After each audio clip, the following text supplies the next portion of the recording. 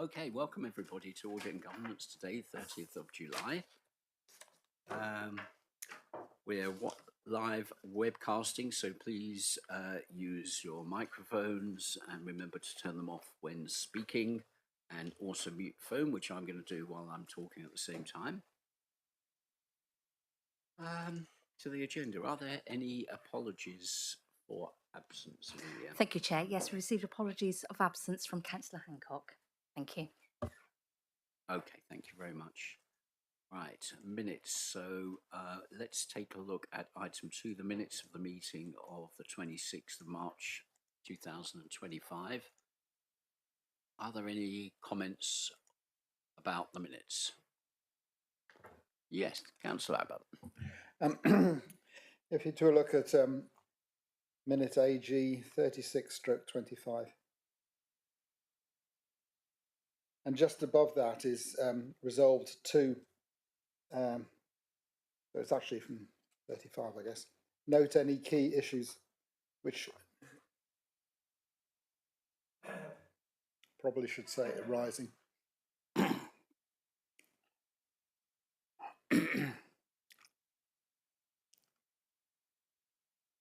Well, I think it's fair that any key issues arising. No, it doesn't say arising. Read the next word.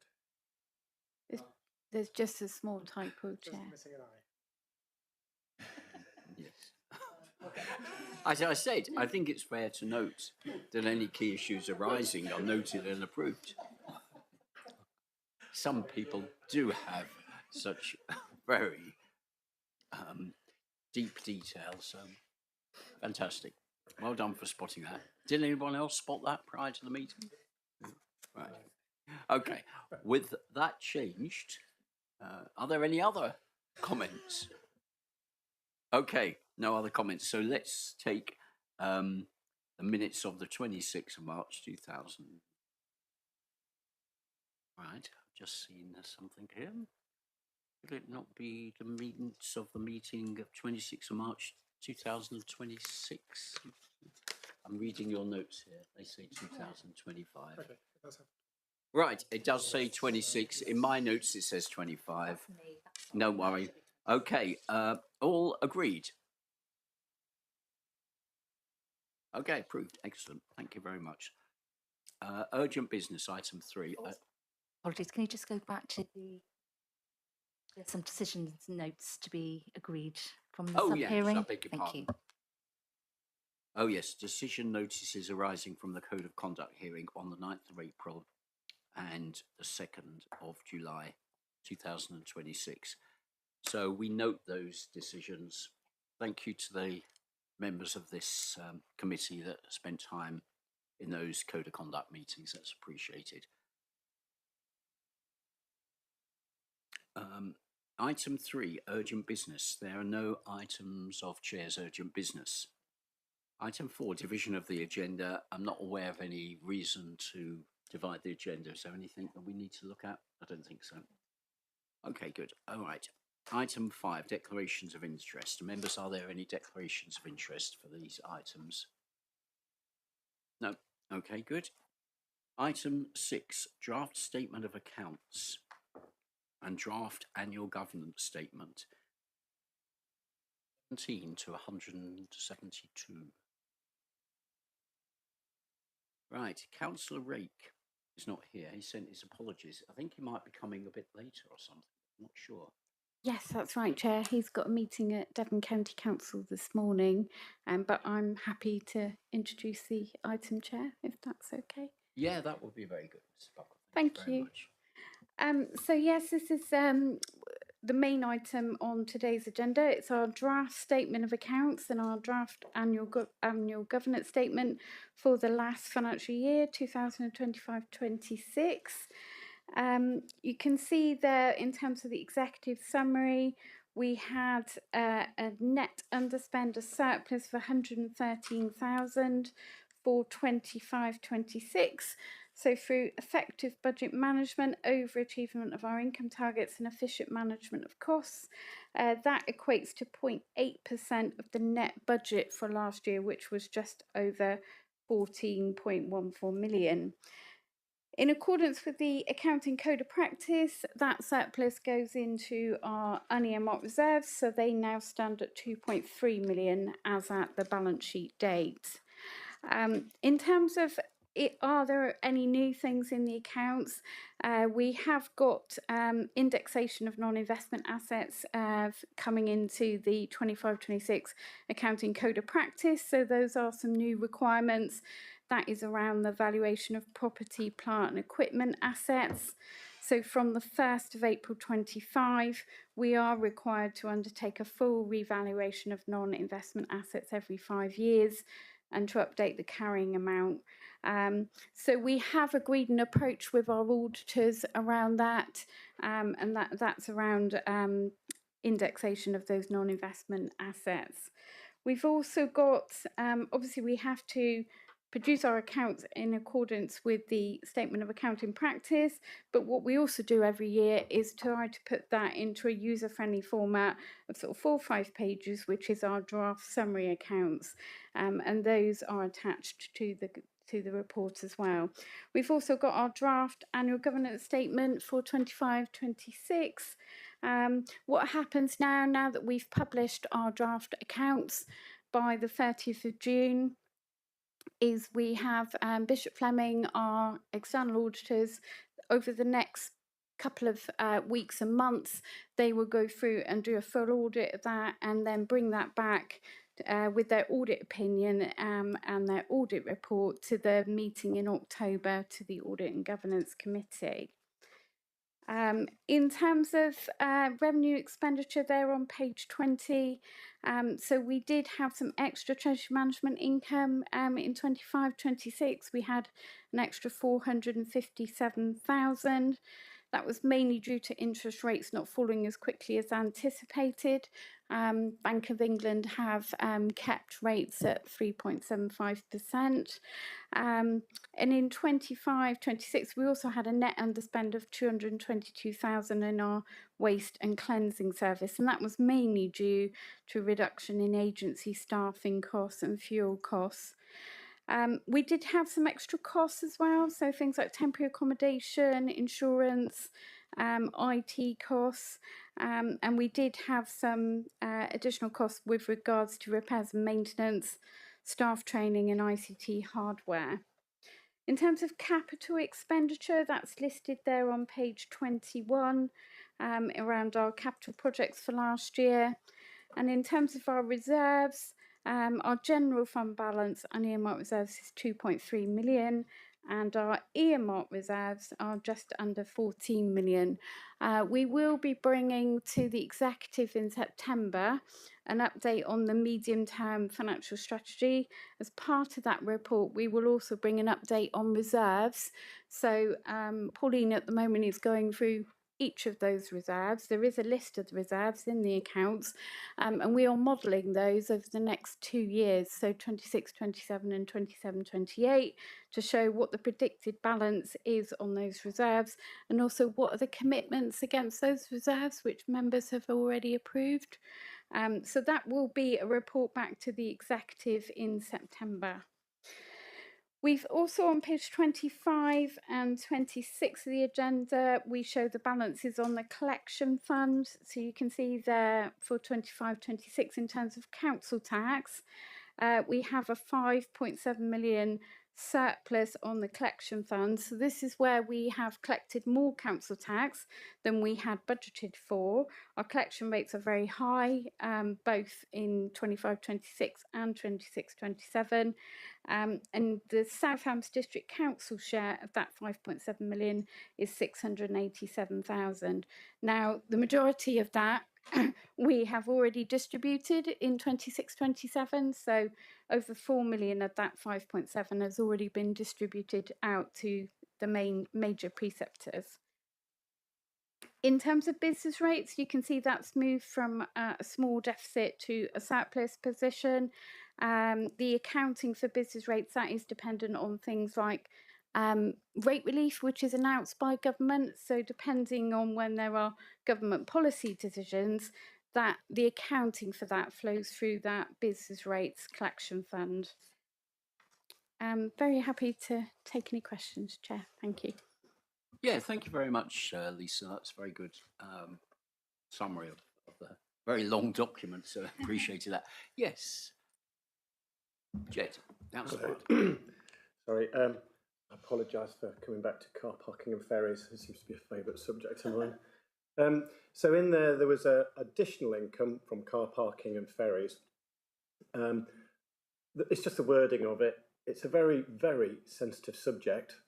And if it appears that we are creating additional income on either of those two assets, that, to my mind, goes down badly, certainly with my residents.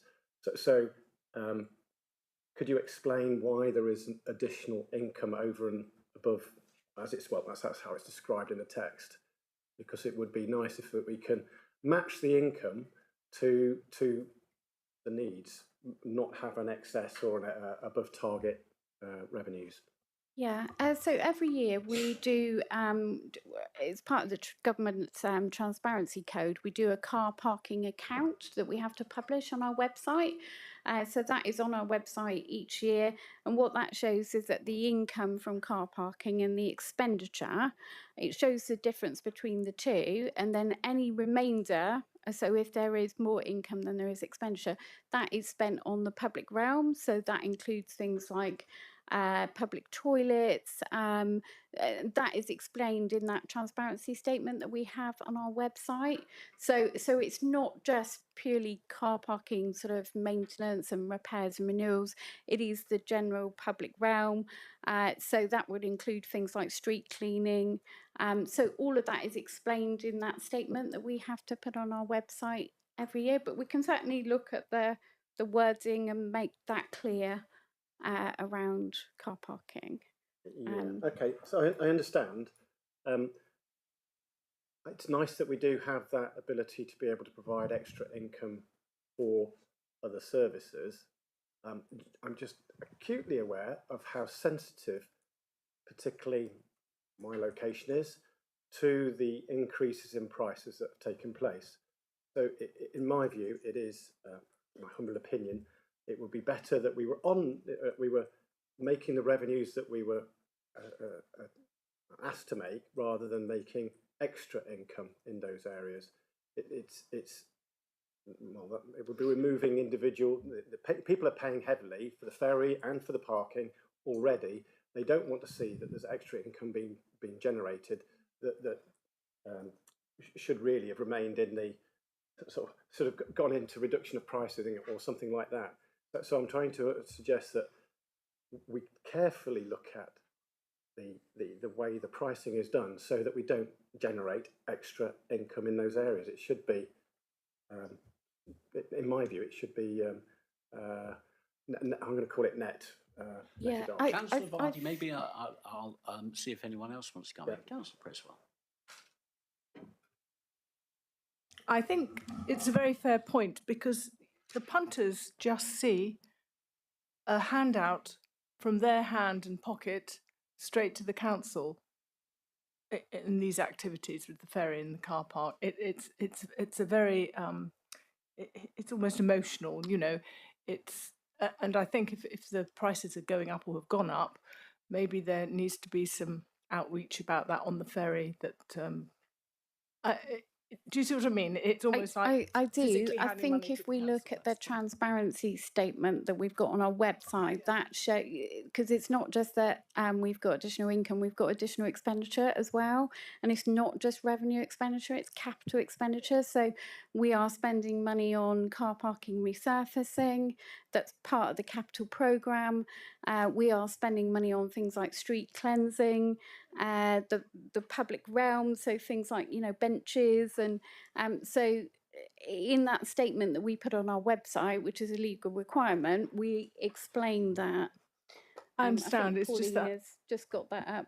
So, for example, it says the difference between the income and expenditure on car parking is used to support costs incurred in the provision of parking services, infrastructure, maintenance of off-street car parks, also used to support other council services associated with off-street car parks, such as public toilets, street cleaning, parks, open spaces, and other lawfully incurred expenditure. So it is the public realm.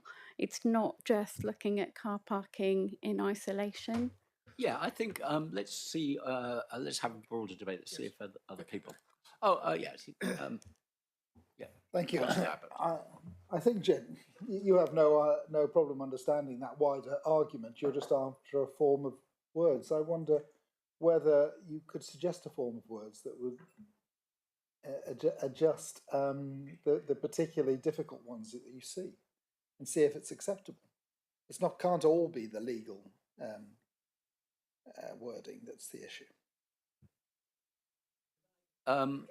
Yeah, I mean, I think if I understand the point correctly, Councillor Yardy, what perhaps you're concerned about is a suggestion that we put up price and therefore we're raking a load of money extra, which penalises local residents. And we can understand the frustration and concern that that might cause if it was true. But I think what we've got here is a greater than forecast collection of funds from parking and the use of ferries due to greater use primarily than we forecast.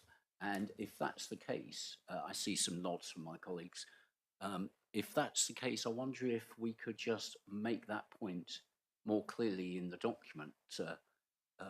Pauline, what do you think? Yeah, of course, Chair. I'm sure we can do that to make it a bit clearer. I think for me, it is an estimate, it is a budget. We don't know what that take-up is going to be for the year. So we do that modelling to set the prices up.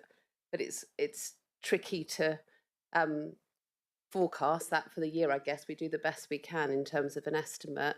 The car parking income, I think, is 6% above the budget, and the ferry is 2.8%. So it sounds a lot. I get where you're coming from, and I think perhaps we can change the wording to alter that. But it is a budget, so it's an estimate at the yeah. start So of the the year. budget is based on an estimate of the use, and the Yes. use is higher than we thought might otherwise I be. guess it's that crystal ball, isn't Yeah. it? Really. So, Councillor Yardy, is that an improvement? Let's say if we make that point clear. We can That make it is an clearer. improvement.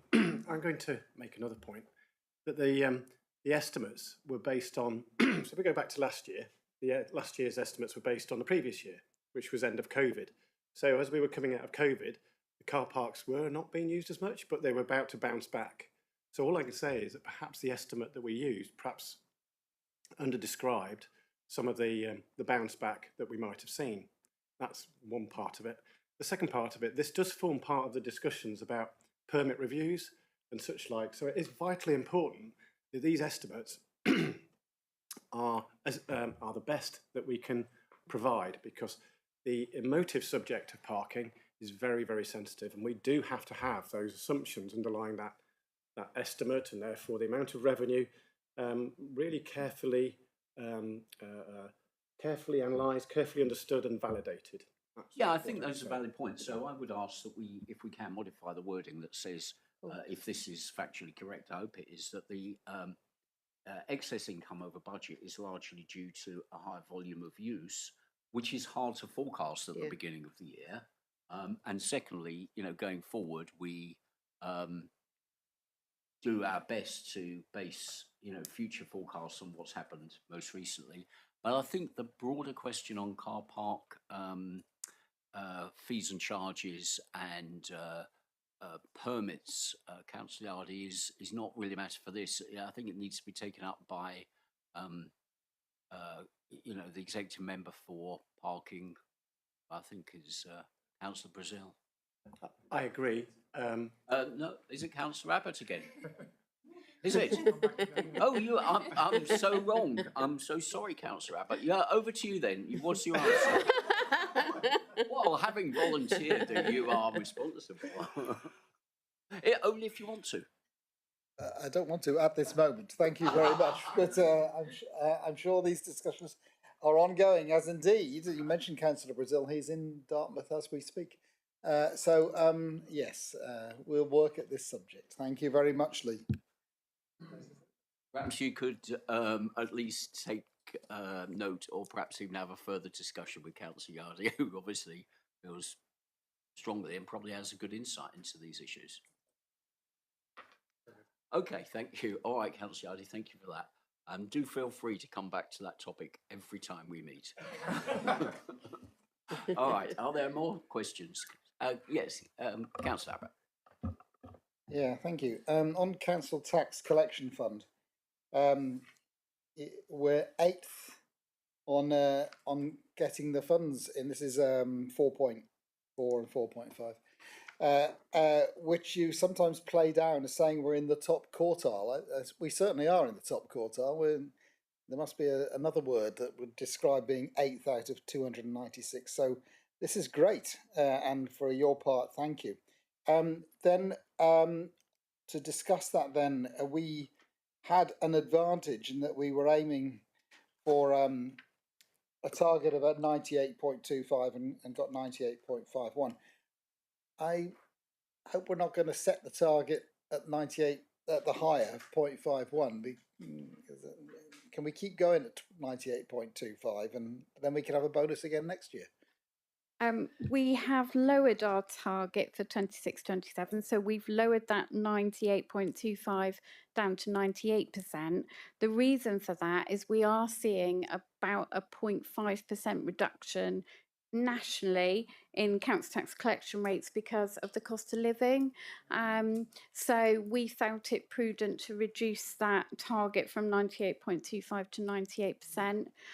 Obviously, if we collect over 98%, which you know, I would estimate that we will be over that, that will go into the collection fund, and again, we will be redistributed to the major preceptors, including ourselves. So we will get a 9% share of any surplus in that collection fund. What we don't want to do is have a situation where the collection fund goes into deficit.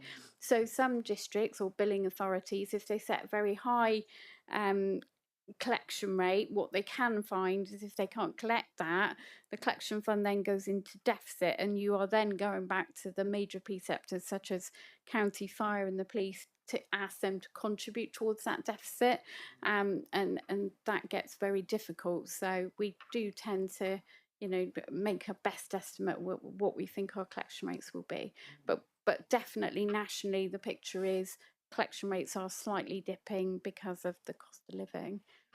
Thank you. Thank you, and thank you, Lisa. That's good. Are there other national or regional issues which affect us like that? Perhaps this is our principal form of income, but we do have other forms of income and so on.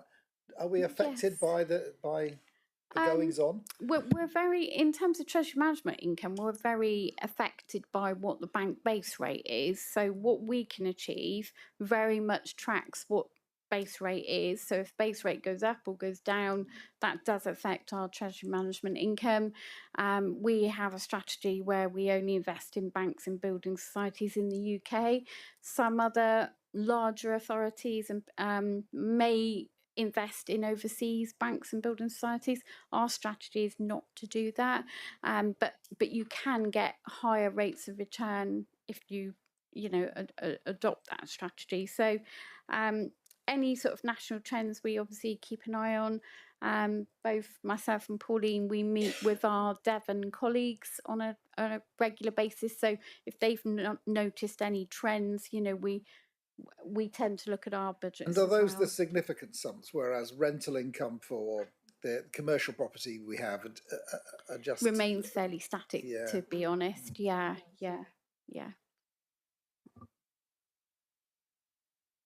Councillor Yardy. Apologies, I got some questions. So there were some technical reversals on page 41, which I just felt uncomfortable not knowing what the technical reversals are. It's 41 on the PDF, sorry, which is page 40. Some technical reversals that took place on paragraph 40, page 41. And that would be paragraph 12. I was just trying to, it seemed to have popped in there. So the paragraph 12, it's actually page 41 or page 37, sorry, depending on how you want to ask it. So I'm just trying to understand the basis of those technical reversals, or what are they called? So line 3 says, however, the position includes a number of technical accounting adjustments for 3.187 million, which needs to be reversed out in order to reflect the final position. It just seemed a little bit opaque to me what that meant. So, Yeah, is that the MERS? Yeah. Do you want me to explain that?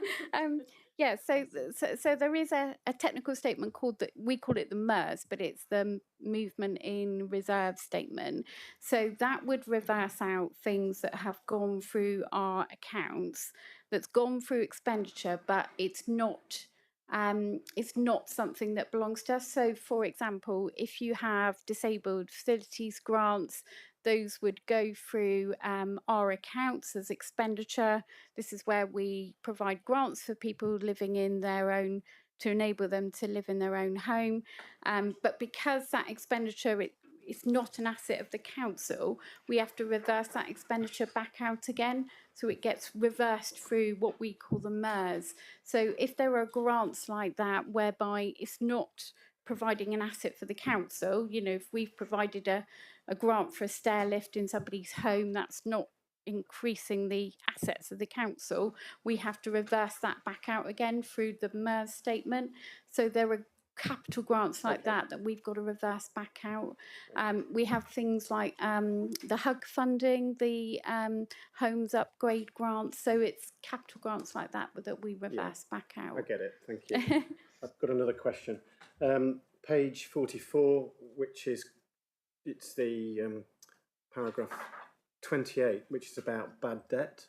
The bad debt provision of 879,000 relating to leisure service. So comparative 325,000. So I'm reading it. Obviously, the bad debt provision related to the change of service from to Park instead of Fusion. Okay, so that's a one-off. So that increased. It's just a significant material item is shown on the face of the comprehensive income and expenditure statement. It's a significant amount. That's all that I was noting there. Yes, that's exactly right. So the council's leisure provider Fusion went into administration on the 1st of April. So that was after the balance sheet date of 31st of March. So council received a report on leisure on the 5th of March. And council approved the use of 1.2 million of reserves to fund the leisure service. Yeah. So from the 1st of June, those 4 leisure centres are being operated now by Parkwood Leisure. So we did increase our bad debt provision by 879,000. And then in the previous financial year, we provided for 326,000 in bad debts. So we fully provided for those bad debts, but we couldn't write them off on the 31st of March because Fusion didn't go into administration until the day after the balance sheet date. So we have written them off in the period between 31st of March and now, when the accounts were published on the 30th of June, and we've written off 1.2 million of debt. And that was what was in the report that went to members on the 5th of March. Thank you. Okay, thank you. I'll go on to it's recycling rates, mitigations. So if this is still the same part, sorry, I was hopefully, is that, I'm just testing, I'm trying to work out if I've still got the right place. So if this is in this section, I do apologise if I've missed it, but recycling rates, it seems that we are doing well, but there is a need to, I understood that there was a need to potentially improve our recycling rates. And so I was looking at whether we actually accept, if there was a mitigation plan basically to improve our recycling rates, because it seems that we're just accepting them. This says, this is what we are, this is what we're doing, but I didn't see a mitigation plan to try and counter those recycling rates. And I'll try and find exactly the paragraph which relates to that, but that was the context of my next query. Yes, thank you, Councillor Yardi. I think that was on page 49 of the agenda. So we have got there the performance for the last financial year, That went to the executive on 23rd of April. There were 2 items there which were off target. One was household recycling, as you say. The other one was revenue calls. So in terms of recycling, our performance for last year was 49%. That is below the council's key performance indicator of 57%, but it was over the All England average of 42%. So a specific deliverable in the council plan is how we are going to enhance our waste and recycling services. So in the council plan, we do set out how we're going to do that in line with our waste strategy. And we are looking to increase the range of things that we can collect as well. So the types of items that households can recycle. Thank you. You've answered that really well. There's a point in the plan, and you're looking to broaden the categories that are collected. So there are plans, good solid plans to bring that, improve our performance versus that target. So thank you. Yes. Thank you.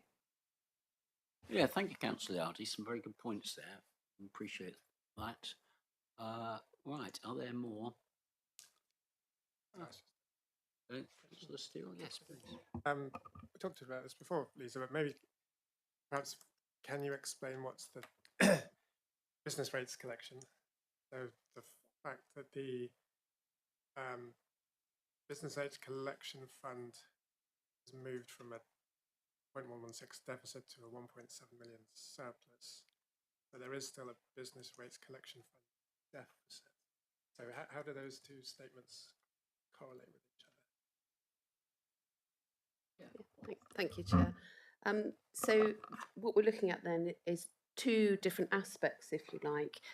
The deficit that was incurred in the year, which we funded from the reserves of 0.244 million, is our local budget compared to our local position and our outturn for 25-26.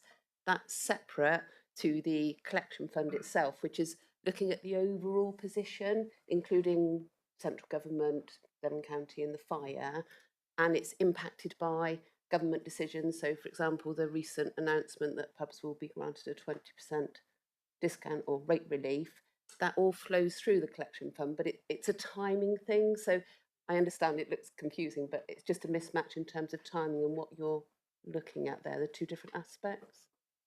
Did we collect more than expected? Is it a positive situation? Did we collect more than we expected? We actually had that small deficit, so it was lower than perhaps we had budgeted by that 0.244 million, but the overall position on the collection fund is looking favourable, taking into account all the different cash flows. Yeah. Thank you. Yes, Councillor Hardy, of course. Basically, I've written here, the summary needs to include the fusion write-off, which means that I think in the summary document, I didn't see reference, it might have been Dan's statement or something like that, but I felt that that was such a significant decision, positive decision, because it was really well managed, but there was an issue, there is a financial impact from that. So I just, from my perspective, I would have hoped for some reference to fusion being in either the summary document or one of the summary documents, so that I can communicate that clearly, that it was painful, but we've worked through that problem and come to the right conclusions. But I think it should appear at some point in the summary documentation, a summary note wording. You're talking about the summary of accounts. I've put here, summary needs to include, and I do apologise, I can't reference the exact point where that should be included, but if you could consider it, and it's your discretion how it might be potentially included. But we can look to replicate the words that we've got in the narrative statement, which just see where that is. We've got some words in the narrative statement on ledgers. If we look to put that in the summary accounts, I think it's on page 39 and page 40. We can just copy those 3 paragraphs in if members are happy with that. Thank you. Yeah, good suggestion. Thank you, Lisa. Okay, I've got a few points myself to touch on. I mean, firstly, I think the team need to be complimented on yet another year of underspend or very, very good balance of spending against income, and a net surplus of 113,000, which is really, really great. I think in previous years, and perhaps again this time, it would be useful to note that this is after the movement of funds from and to reserves. So there was a surplus, but the reserves have gone down, and I'll come to that point in a minute. But overall, I think it's very, very good, and especially the areas of treasury management, which seem excellent. And that seems to be an ongoing income stream that we should hope keeps going for as long as we exist. So that's very positive. Thank you. The costs. Well, let's actually touch on the other part. So 222,000 underspend on waste and cleaning due to reduction agency staffing and fuel costs. That seems a bit surprising to me. I mean, I'm not doubting it seems a good thing, but how did we save quite so much? So I think in terms of our employee, how we've worked with our workforce, very much we want to reduce the amount we are using agency drivers in particular.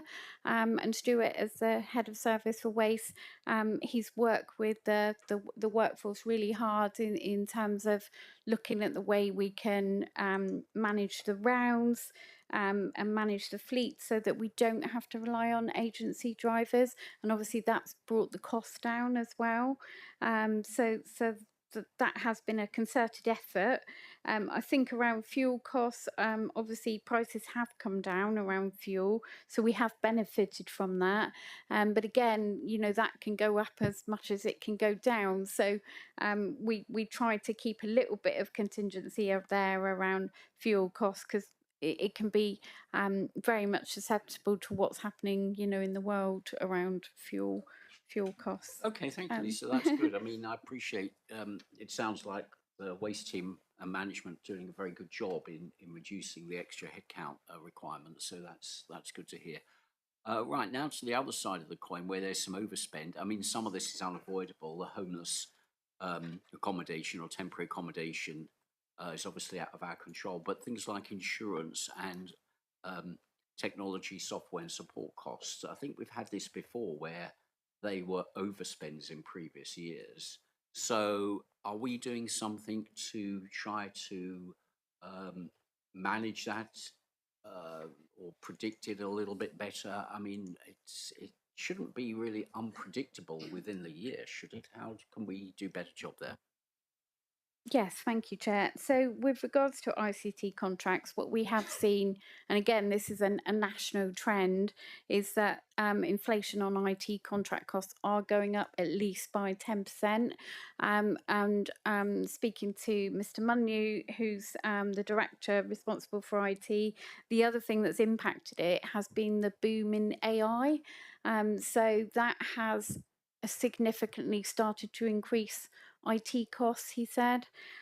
So we, in setting our budget for next year, we have increased the budget for IT, but it is something where we are very dependent on individual suppliers for, particularly around our systems. So we also had some IT hardware costs as well. You can see there we've got additional costs of 53,000. So yeah, those IT costs are things we are keeping an eye on, but there is a national trend around IT costs going up. We also had additional costs there for insurance.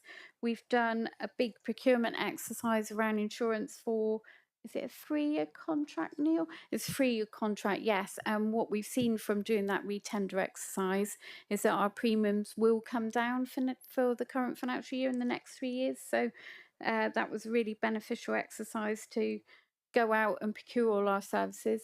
It's a lot of work, and some of the insurance that we procure is quite specialist. If you think about sort of Salcombe Harbour and our waste fleet, we've got to get specialist insurance for that.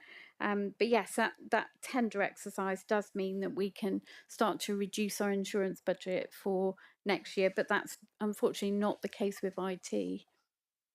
Yeah, that makes sense. Thank you. The sort of net figure that I like to look at is reserves figure. So on page 23, we've got earmarked reserves as a percentage of net revenue spend. I think it's heading in slightly the wrong direction, but not markedly so. So instead of 111%, we're down to just around 99% now. I think I'd be worried if we needed to carry on for another 10 years, but it seems like we probably don't. So we can sort of rest assured, I imagine, that we're in a pretty reasonable position on that point, can we? Yes, we are reassured around that, Chair. And I think that report on the medium-term financial strategy that will come to the executive in September, that will show what we think our reserves are going to be over the next 2 financial years. They are decreasing, those reserves. We can see a pattern of that because we're starting to utilise some of the amounts in those reserves, and we're not really putting money back into reserves. So we can see that those are starting to go down. So when we do that equation of that financial metrics of looking at reserves as a percentage of net revenue spend for 26-27, I think that 115% is going to go down again further, but we'll be able to see that modelling in that report in September. Thank you. I come to the narrative statement or the introduction by the leader and the chief executive, and I know that we're all looking forward to local government reorganisation with keen anticipation, but I'm not quite sure why we appear to be funding a fitness and wellbeing centre in Plymstock at the moment, and maybe that's just lack of clarity. And maybe we can sort of just make it clear that we're not spending our money willy-nilly across the border into Plymouth at the moment, are we? I mean, what's going on there?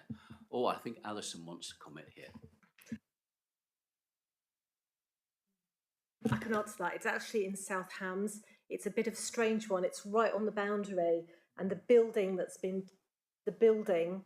the money's gone to is actually in the South Hams, whereas the fields that are attached to the building are actually in Plymouth. So the money has been spent in the South Hams, but it's a bit of a weird one. I'm encouraged, thank you. Yeah, it's in Councillor Ray, do you want Staddiscombe, to comment? isn't it? I mean, Yeah. you look like you're keen to chip in there if you want to. I wasn't particularly, but I will. Thank you, and with my apologies for my tardy arrival. I had to leave one meeting early and arrive at another one late, which is unsatisfactory on both fronts. But hey ho. Just to say that, I mean, in the whole LGR discussion,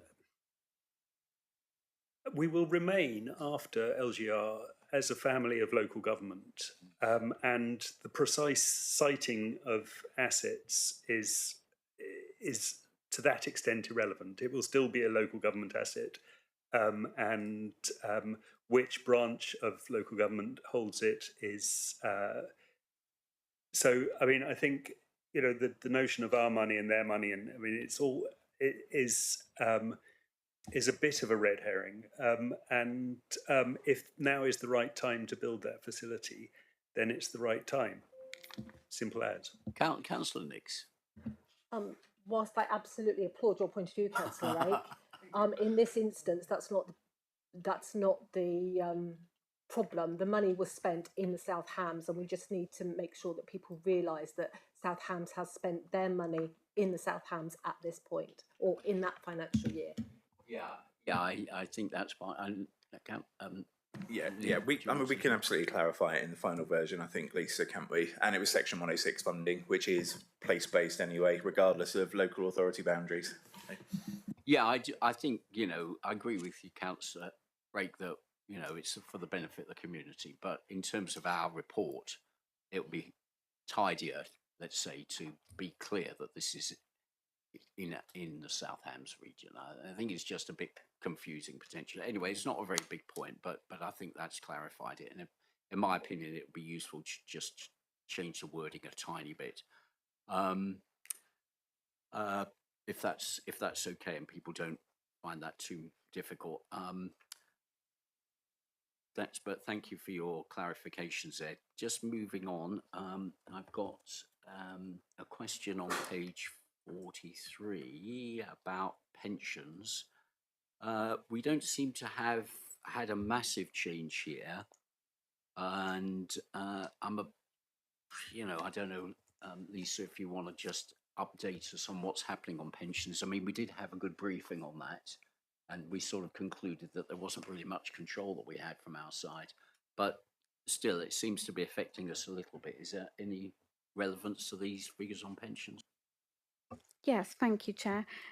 So on the balance sheet on page 55, the pension liability has increased slightly. So it's gone from 1.98 million in March 25 to 2.22 million in March 26. The only thing I would say about that is those pension liabilities almost are sort of notional figures. So the key thing that's important for us as a district authority is the employer's pension contribution rate, which is set by the actuary. So that is the physical cash payment that we have to pay Devon County Council, who administer the Devon Pension Fund. And in terms of the last revaluation, this was reported to February Council, and we could see that our bit of the Devon Pension Fund, we are actually 108% funded, and we had a surplus on our share of the Devon Pension Fund of 9.49 million. So the actuaries in accounting for that have reduced our employer contribution rate from 20.8% down to 16.6%. So for the next 3 years, up until March 29, we've had just under 400,000 per annum saving. So we've been able to reduce our employer pension contributions by 375,000 per year. So our pension fund is actually more funded than it was. I think over the last 3 years, the pension fund assets have performed very well. And in comparison to the liabilities, our funding has actually gone up. So it's that which is the cash element, if you like. It's how it affects our employers' pension contribution rates. Well, that's a very good story, and I really appreciate that. So thanks to the pension team. I know they're in Devon County, and then it's rolled up to somewhere that's right. else. Peninsula Pensions. But it seems to be in good progress, and maybe at some point we'll could have an update from the pension team to see what the changes are, because they were all going to merge or separate or something. I think that was a plan. So I think it'll be interesting at some point to know what the future is for the pension, so that we can understand if the benefits for our employees are going to continue to be protected as they have been up to now. Councillor Rake. Well, the summary update is that merger has now taken place, and this is at a level above Devon. So Devon was a member of the Brunel pool, which has been dissolved, and is now a member of the LPPI pool. Joining, there were, I think, 3 council or 3 bodies in that previously. We were one of the members of Brunel to join it. It will change the details of the investment management of the pension, but the overall principles remain the same, which is that the underlying fact that our pension is currently overfunded doesn't change. However, there will be shifts in the amount of influence and the nature of the influence that members of that pool can have over investment management. But some of those you might see as positive or negative. But I think that's where you should focus your attention. So but to the extent that it assists the committee, that change has now taken place, and our pension fund now sits in the LPPI pool. Oh, thank you, Councillor Rake. following my other thought, do you think we should at some point, not necessarily now, but at some point in the future, take a closer look at that pension situation to think about the benefits of our own staff, members as well, but not with large contributions really, but our members of staff in the new setup, or is that a bit pointless? What do you recommend? I think that yes, it's all. I mean, you should. That would be entirely your choice. I mean, I think. But you bear in mind that these arrangements are scrutinised at several other levels where there is direct member representation, both in terms of beneficiaries of the pension fund and existing and current contributing members are represented, for instance, on the Devon Pension Board and on the Devon Investment Committee, Pensions and Investment Committee. So there is already representation of members, whether current beneficiaries or current contributors. Okay, well, I mean, maybe that. Thank you, Simon. That's something for us to think about in the future. But it is good that we've got a positive position for our pension situation, as Lisa described, and thanks for the update there. I want to ask briefly about page 47, that's entitled Financial Future. And I think this mentions, where is it? This mentions that we've got a bit of a concern about the government's so-called fair funding review. And it's also mentioned in the introduction by Dan and Chief Exec. It sort of points to a worsening financial situation based on reduced funding from central government. Is that really something that we should take a strong note about, or how do you? Well, maybe it's a question for Councillor Reek. I don't know. It'd be interesting your view. I think absolutely it's something that you should take strong note of. I think, and bearing in mind your earlier comments about the levels of reserves, it's very hard to see, as Mrs. Buckle said, that how we will get through our remaining 2 years, well, the current year and the next financial year, without drawing significantly on reserves. You'll note from the accounts that we cut total spending in 25-26 by something north of £1 million, and we will need to make similar, if not greater, adjustments going forward. And you can only do so much in terms of reducing spending, and seeing as the government is determined not to assist us in increasing revenue, the only remaining sort of moving part will be reserves. So I think, of course, you should take note of it. Yes. Yeah. Okay. Thank you.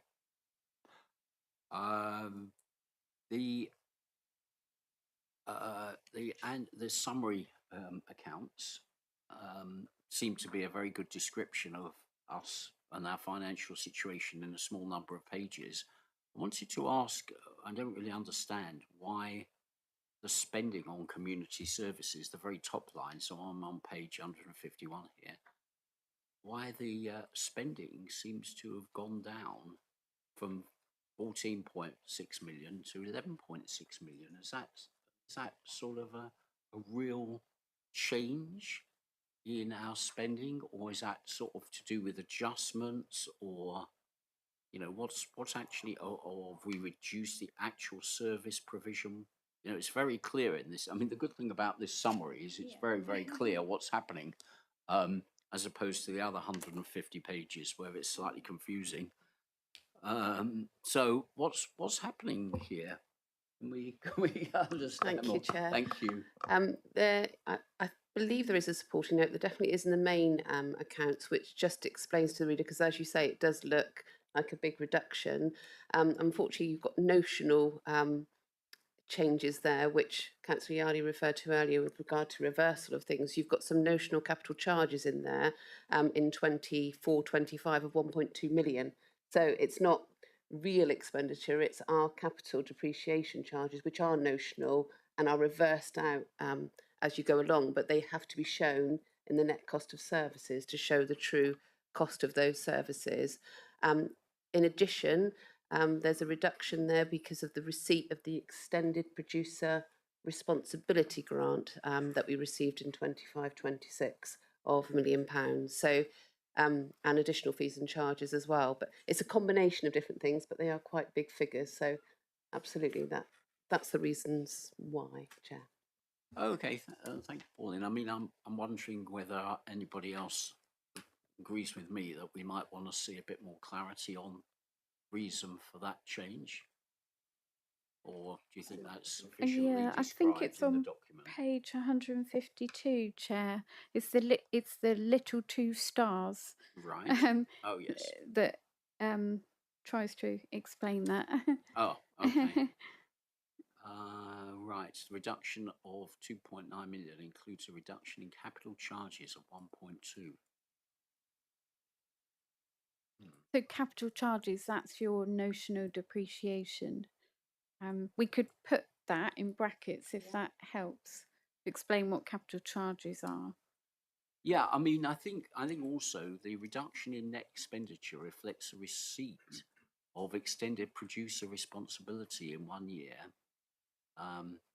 and additional fees and charges. So are we actually spending less because we've got less money from this extended producer responsibility grant? Because that's an income, not a spending line. It's an income, yes.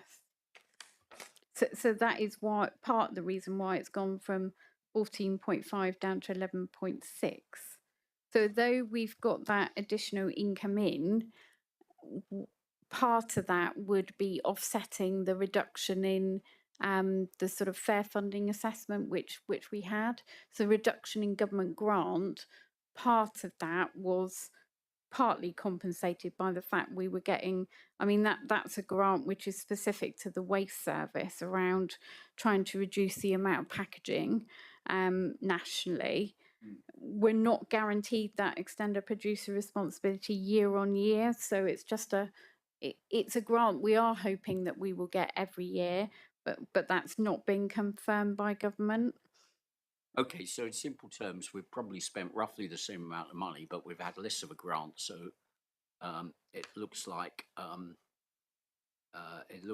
we've spent less.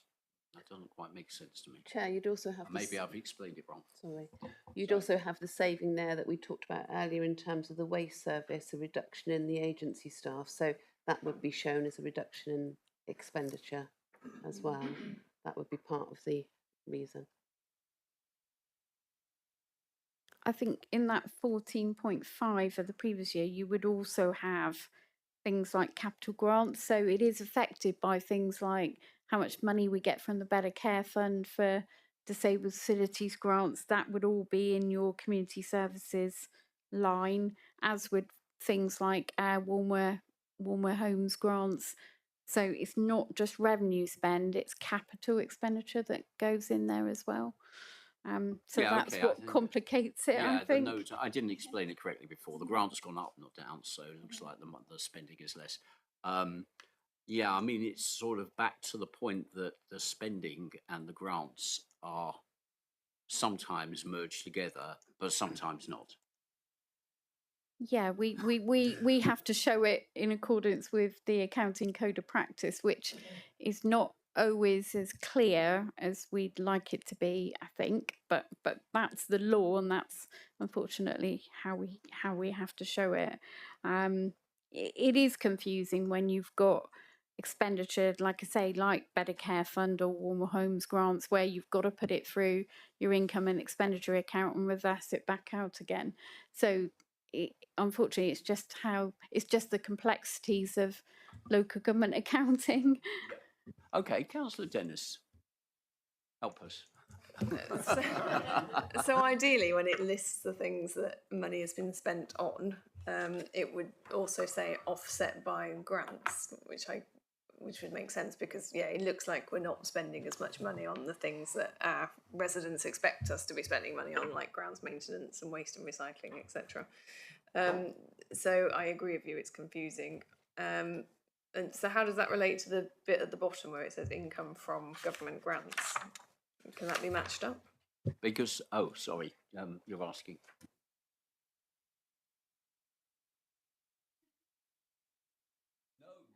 So yeah, the bottom section that says income from local taxes and government.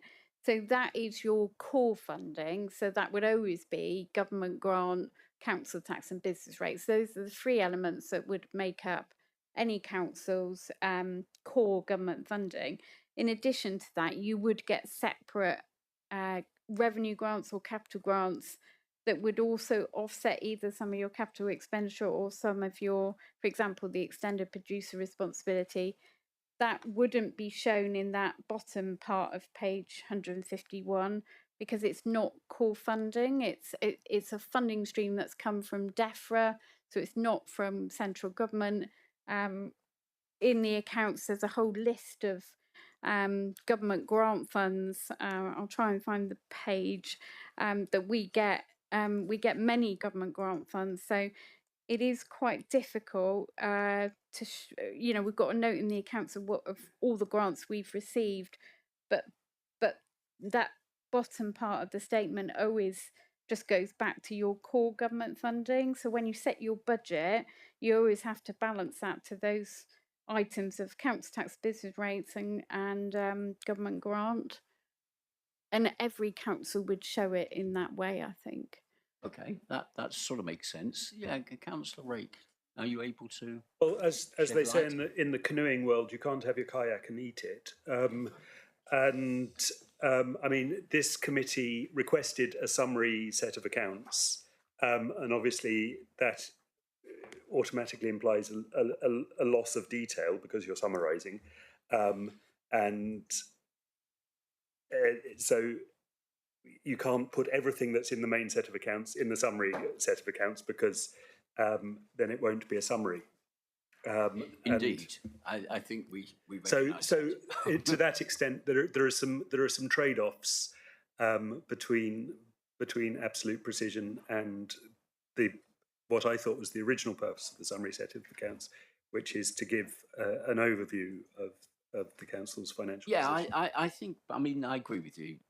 I mean, we can't, but I think I'm encouraged that the note actually does at least explain a large part of the difference. And now I read it slightly more carefully than I did the first time round. It does make sense that the grant has gone up in the year that we're talking about, 25-26. So yeah, I agree. I mean, if it was me, I'd redesign the whole thing, but I'm not in charge. So not yet. Chair, in terms of the grant income, that is shown on page 98 and 99 of the agenda. So note 30 to the accounts, there is a whole list there of all the grant income that the council will receive. So you can see there on the first line, disabled facilities grants, we got 700,000. Homes upgrade grants, we got 552,000. So these are the things that we say get reversed back out. So all of that expenditure goes through our income and expenditure, and then those grants and contributions fund it. So you can see there we've got 5.1 million of Section 31 business rate relief grants. So that's what Pauline was explaining about. That goes through our business rate collection fund. So there's a whole list there of grant income that the council has. It's 12.95 million of capital grants, and then we've got another 17 million of grants which were credited to services. The biggest one being rent allowance subsidy. That's around housing benefits. That's in 11.2 million. Thank you. Okay, thank you, Lisa. Yeah, Councillor Dennis. Thank you, Lisa. At some point during that, did you offer to include an explanation of capital charges or a definition of it? Yes, we can put that in the summary accounts and make sure that's in the main accounts as well, because that is a bit akin to sort of depreciation charges. So again, that goes through the accounts, but because we're a local authority, if the valuation of our assets goes up or goes down, we don't have to finance that, not like we would if we were a private company. also, like if we were to sell an asset and if we made a profit or loss on that asset, again, that is not a cash flow impact on us. It just gets reversed out through some of the things like the capital grants that we've got in here. So we've got something called the capital adjustment account. So again, that's a notional reserve that it goes through. So because we're a local authority, we don't have to fund those changes from things like council tax or government grant. Yeah, so we can put an explanation of capital capital charges in the accounts. Thank you. You want it in the accounts or the summary accounts, Dennis? In both, I think Okay. would be great, because it's Okay. it's only mentioned literally in that footnote in both documents. So. Okay, thank you. Yeah, Councillor Priswan. Thank you. I was actually going to ask a question about your modelling reserves report, but actually Councillor Bonham asked most of the questions. But now we're talking about notional reserves. Excuse me. Is that within the? I'd be very interested in the criteria of the modelling. Is it purely economic markets, both locally, nationally, etc., and rates, or do you include additional scenarios, worldly or local, emergencies, crises, that sort of thing? Or is it purely economic jargon? And are notional reserves included in the modelling? Thank you. So the modelling that I was referring to that we will put in the medium-term financial strategy, those aren't notional reserves. They are physical money that the council has to spend. Notional reserves are things like we have a reserve called the fixed asset revaluation reserve. So when we get our assets revalued every year, any changes go through that reserve, but it's not money that the council can spend. So in the accounts, I'll just see which page it is, but in the primary statements there, we talk about usable reserves and unusable reserves. So if it's in the unusable reserves, they're the kind of notional reserves. So it's not money that the council has available to spend. It's just a point of clarification on the balance sheet. That report in September will look at all of our earmarked reserves and project that forward over the next 2 financial years. So that is usable reserves. What we do is when we set the budget at February Council, we do some sensitivity modelling. So we look at things like, what if our income was to go down by 10%? What if our expenditure was to go up by 10%? We look at that scenario modelling, and what we try to ensure is that the level of reserves that we hold meets that risk that we've assessed. I think that was particularly when we were in COVID in 2020, that was particular prevalence because we didn't know how much, for example, council tax we were going to be able to collect, or business rates, or fees and charges. So we did a lot of modelling around that, around scenario planning, and we've just carried on doing the same thing really since 2020. Thank you. Okay, thank you very much, Lisa. I think very good answers to all of those questions. Are there any more? I don't see anyone. Okay, so then, I think just to summarise, it's very good to see an underspend, and it's very good to see also the key performance indicators being generally very, very positive, and also the governance statement having a lot of proof points, especially in that financial year, looking at how we're managing our governance and our risks. So overall, I think it's another very good set of papers here. And therefore, I want to recommend that the committee notes it, but I'll pause there. Councillor Dennis. Apologies, just on point 3, I wondered if we could have a small discussion about the annual governance statement. Yes, we are taking that item. Yeah, of course. Okay. Go for it. Sorry, I was sort of holding out. To be honest, it's really just a point of clarity, because I know we spent quite a bit of time discussing the, what should I call them, the guidance for the terms of reference for our audit and governance committee. and the Code of Corporate Governance came up in that discussion. We agreed some new terms of reference, and I note that they haven't actually, the actions we agreed haven't actually been actioned. One of which was to update the terms of reference on the website. So they haven't actually been changed yet. So it'd be good if we could do that. I think you're remembering that this is a financial year that ended in March. These documents relate to the year to March. Yeah, no, that's fine. But when we talked about the terms of reference for this committee, we asked what our Code of Corporate Governance was, and I still don't see that reflected in this document. I guess the Code of Corporate Governance is those principles. So it's referred to as a framework in one area and a code in another area. And we agreed in changing that terms of reference that we would receive a report annually on the Code of Corporate Governance as part of the annual governance statement. So I'm just satisfying myself that our annual governance statement, which we're about to recommend and approve, includes that report on the Code of Corporate Governance. Right, I think I'm with you. I'm not sure, but Neil, do you want to help us? Or it does, doesn't it? Is my view. Yes, because the Code of Corporate Governance is those 7 core principles on page 160 of the agenda. So those principles from A to G. So what the Code of Corporate Governance says is that each council has to list those principles and say how we meet them.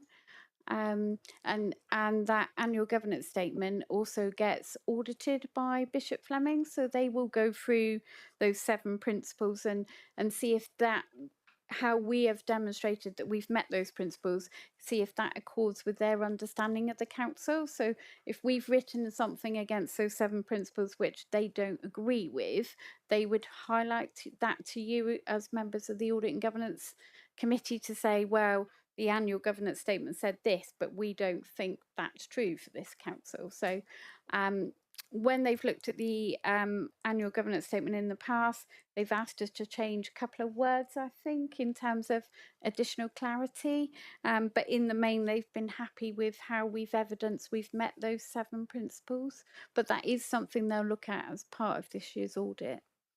Councillor, thank you, Lisa. I mean, I think with this, what I'm trying to say is, are you comfortable with what's written down here in the report, or are you asking, because it needs to be explicitly stated, I think what you're saying, that the code of conduct is explicit in the corporate governance statement. Is that sort of where, because that's what came out from the internal review that we had, and I think it's probably there, but maybe not explicitly stated. And is that sort of what's in your mind, Councillor Dennis?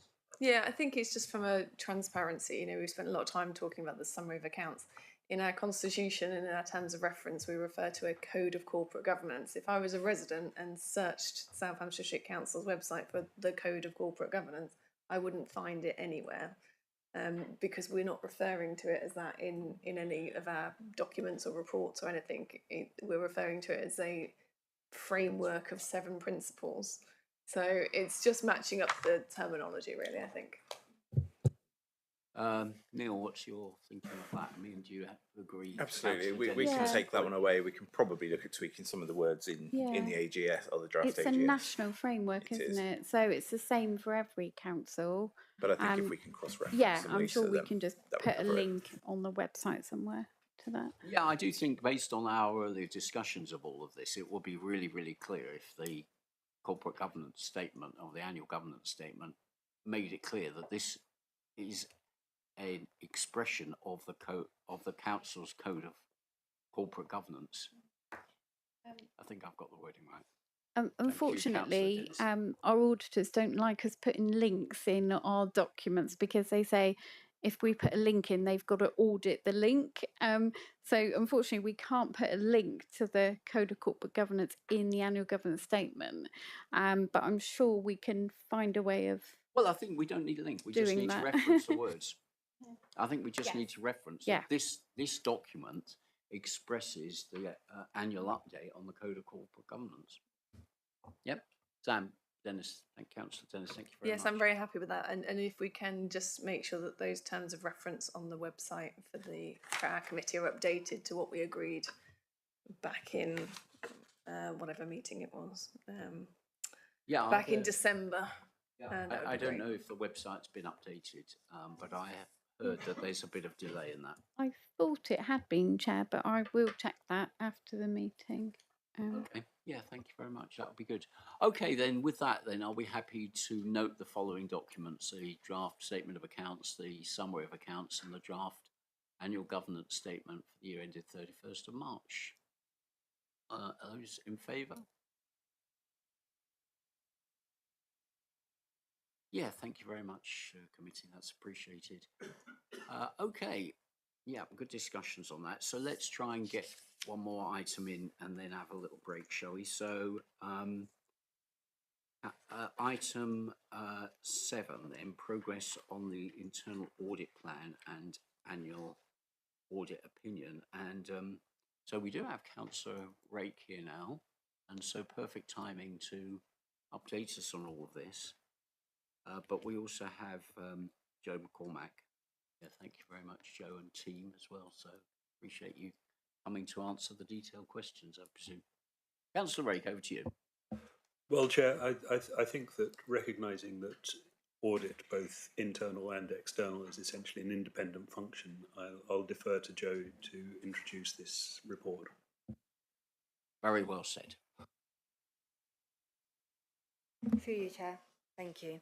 Before I get into the report, I'll just do a bit of introductions. We've got some new team members here, so everyone's aware. So we've had a few changes within the partnership. So Tony Rose, who was the head of DAP, has left us recently. He's relocated to Scotland, sort of a family life choice decision. And I've stepped into the head of Devon Assurance Partnership as an interim role for the rest of this financial year. There is a new deputy who's been appointed in the same interim role for the rest of the financial year, and that's Brad Hutton. He's not with us today, but Brad is has been our senior assurance manager overseeing risk across the partnership. So Brad has been with us for a number of years, so isn't new to the partnership, but would be a new face that you may see at times at the committee. Just as of introductions, in terms of who we have here from the partnership. So Ian Baker, audit consultant who does work on South Hams West Devon and has been now for over a year, so supporting the 2 senior auditors that do the work for South Hams West Devon. And then we have Rachel with us, who is our counter fraud lead. So and Rachel will be delivering the counter fraud paper later on the agenda. So just a bit of an introduction in terms of the changes we've had within the partnership. But if I just take you to the report that you've got in front of you, you'll see this is an annual report for the work that we've done for 25-26. So normally around this time of year, we will bring our annual opinion on the work that we've done at South Hams for 25-26. You'll notice looking on page, well, starts on 174 through to 175. There are a number of audits that are being reported to this meeting. If say reported in July, that is usual for the time of the year. It's finishing off work, etc., to make sure that we have all that together ready to give the annual opinion. What I would like to say is thank you to members of staff really at South Hams in terms of their cooperation with our audit plan. So we did complete the plan during April. Which is very good that we were at that position in terms of completion. That is a high completion rate, and that is down to the cooperation we do get from management across and staff across South Hams, and also a big thank you to the 2 senior auditors who do the bulk of the work across the audit plan. But if I just take you through some salient points, and then I will pass to Ian for a bit more of the detail. In terms of the annual opinion, so that does start on page 179. So we are giving a reasonable opinion for the work that we have performed over 25-26. That is a good level of opinion to be achieving. What we're also demonstrating in this report, and this is the first time we've done that, is that direction with the arrow. hopefully that gives a really good reflection where you are within that reasonable opinion that we're giving, and that is that towards that high end reasonable. So that's really positive to reflect on that. In terms of the detail, how those opinions are made up, page 180 there gives a detail of the audits that we have completed across the year and links them into whether that's substantial assurance, reasonable or limited. And also at the bottom, some advisory work in terms of some grant work that we have done across the year as well. I will pause there. I'm going to pass to Ian because I'm sure there's a couple of bits you might want to point out in terms of some detail. Thinking around. Okay, Chair. Thank you. Yeah, as Joe said, that the reasonable assurance is quite high, and that's reflected in that table Joe said with a sea of green, really. Just taking you to page 186, which shows the audit coverage against the plan. The table there really shows that against the plan that you approved, 28 of those out of the 29 audits were completed. There were a couple of audits that have been deferred into this year at the request of management, Procurement Act compliance, which we will be starting shortly, but that was because the Act only came into effect in February 2025 and our strategy for South Hams wasn't completed till October. So to allow time for that to embed, that will be looked at this year. Transport and Fleet were going through an external review, and rather than cause a duplication on the service, we've stepped back to wait for that review to be finished. But this year we intend to do a review just to make sure there's no duplication of effort. If there's anything for us to add, then we'll do a review of that this year as well. We did do 2 ICT audits instead of 1, which is why there's only a shortfall of 1 audit. But that time was well spent, as Joe said, on grants and extra time that we did on grants. There are a couple of audits, as Joe mentioned, in our opinion, that although they received reasonable assurance, we want to follow them up this year, and that was debt management, mainly on the age debt recovery. But as that paragraph on page 179 concludes, there is a proposal for a dedicated debt recovery officer that should address some of those concerns. And project management, substantial assurance was given on the big projects that were well managed, but we just felt that there were some weaknesses on some of the smaller projects that those same principles could be applied. So again, we're going to do a follow-up on that, even though it had a reasonable assurance. But overall, as Joe has said, with the cooperation of management and the 2 excellent staff in place, very happy with providing you with reasonable assurance, which is a good level at the top end of reasonable assurance, really. And happy to take any questions. Well, Joe and Ian, thank you very, very much for that. And it's very heartening to hear such a positive report. And yeah, I think, as you said, a sea of green is very encouraging. So there are some slight weaknesses. I noticed on debt management, actually, I didn't mention it earlier, but I noticed the accounts had reduced the debt position quite significantly from the previous year.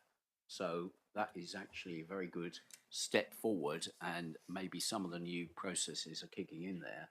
So that itself is good. Are there any questions for Joe and Ian on this?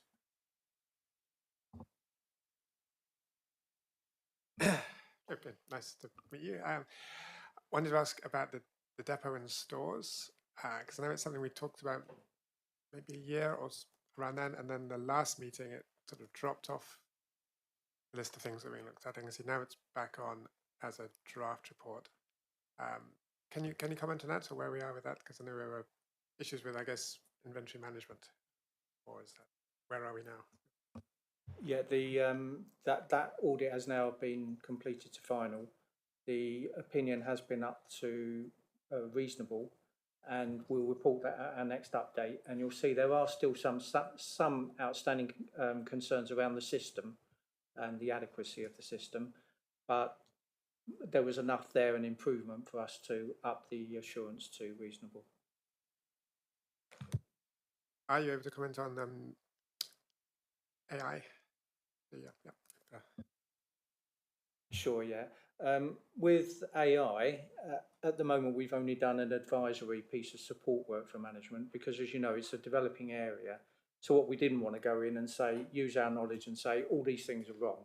So we worked with management and had input to the policies and ways they're developing it, with the idea that this year we would actually do an audit review and make sure that those controls, some of the suggestions we've put in place and management are adopting, are actually effectively working. Thank you. Yeah, thank you. Any more questions or comments on this item?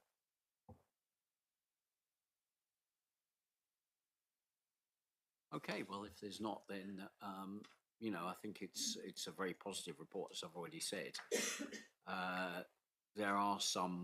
There's still some work in progress on some of this. We'll continue, I'm sure, to get the reports, Joe, as we go along. So let's move to the recommendation. But just at the last moment. Sorry to be slow. Without naming names, how do we as South Hams compare to other districts or comparable organisations? Do they get a sea of green? Do they have more reds than we do? What a great question. Joe, don't be shy naming names. Come on.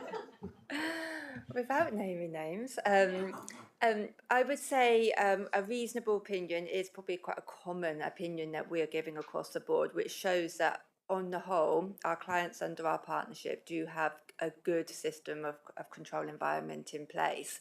I would say what we do find is that there are limited reviews that are coming up, and I think that's sort of the where we are in the terms of risk, because we're making all our plans are risk-based, so therefore we are looking at risk areas. So we do find that we are finding some more limited reviews coming through, mainly down to responsibilities in the number of the level of staff that are involved in certain areas because of staff reductions in places. But on the whole, I would say across our district authorities, I would say it is that more of sea of green in terms of reasonable opinions that we're getting.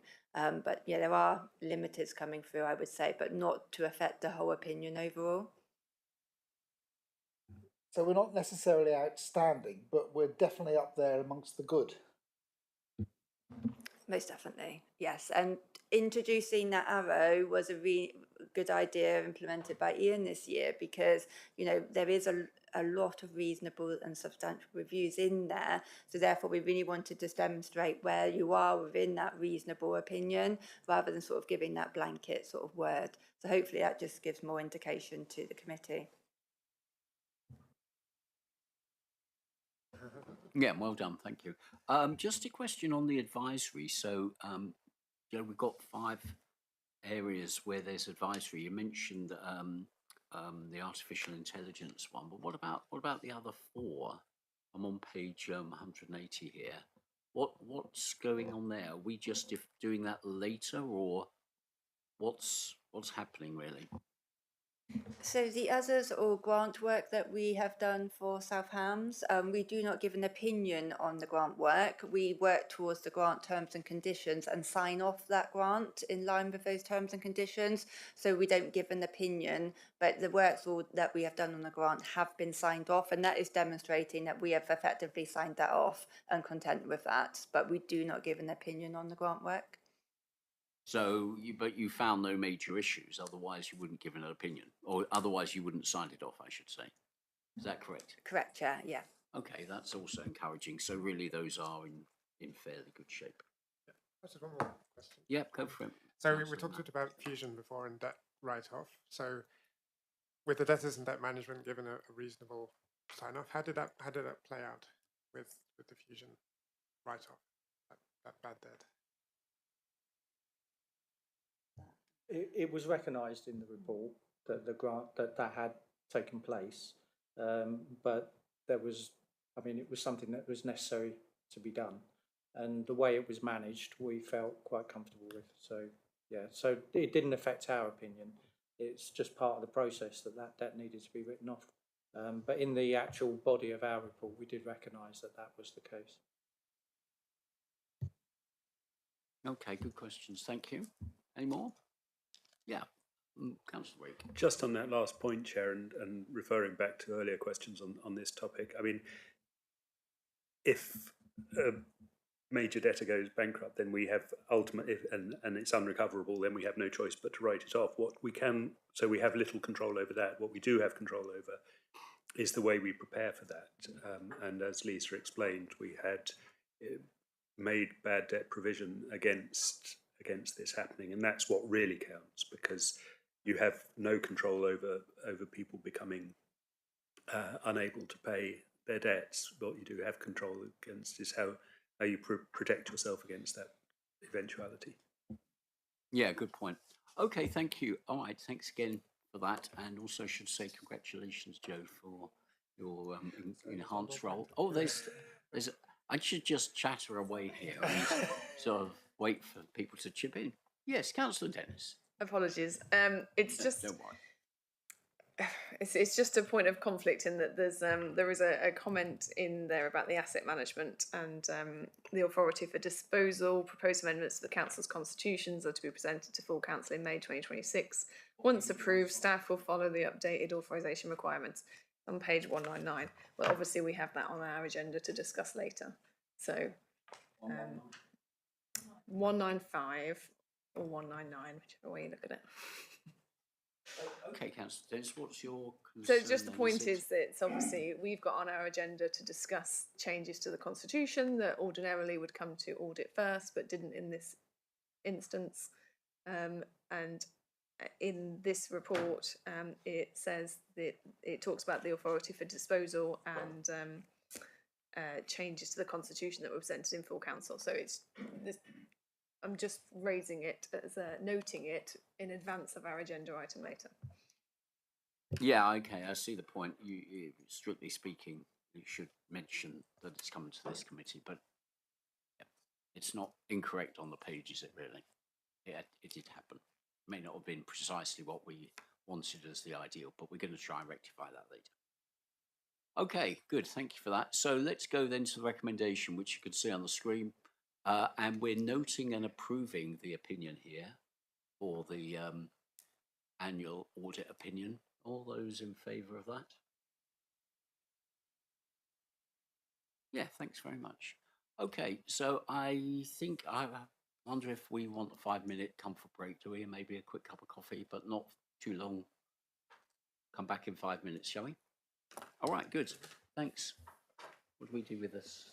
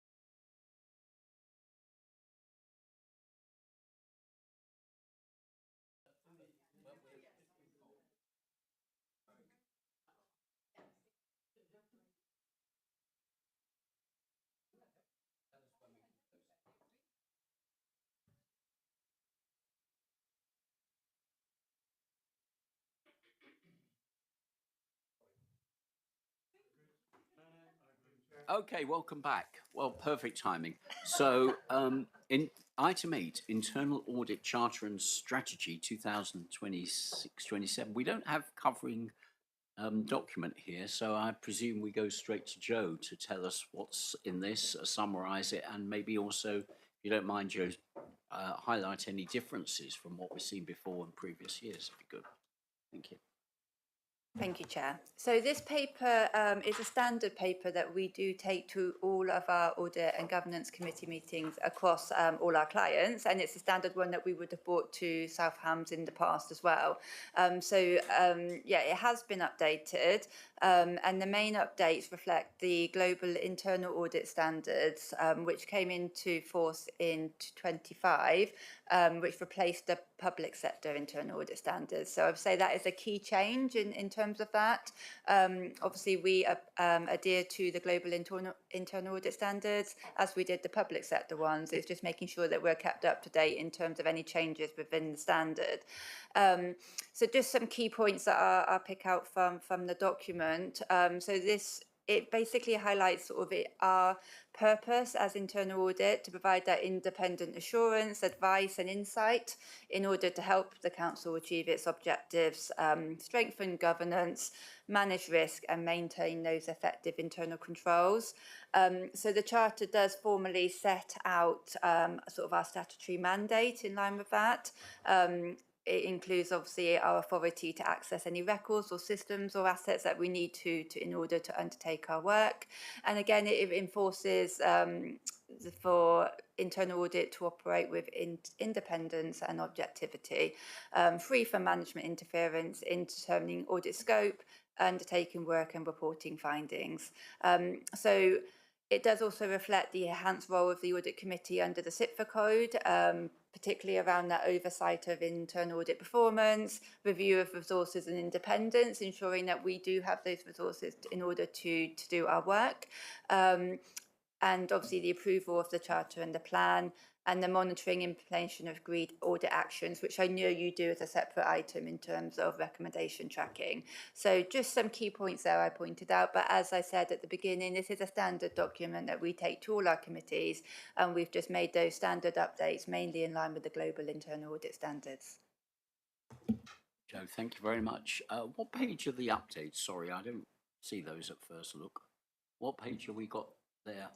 So the updates in relation to the global internal standards, they do sort of stream throughout the document. But yeah, I can see them just looking on the first page, which is 205 in your report pack. It there does reference to the global internal audit standards and the which replaced the public sector internal audit standards.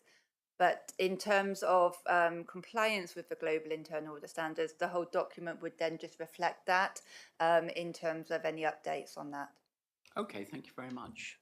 All right, anyone with any comments or questions on this? Councillor Steele went to a recent meeting, didn't you? And maybe you could just update us on what you heard there.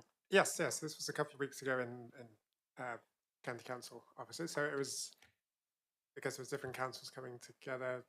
So there, I guess, as I learned, we're not a sort of a part of the partnership, but we're almost like a client of the partnership, and some councils own it, and some.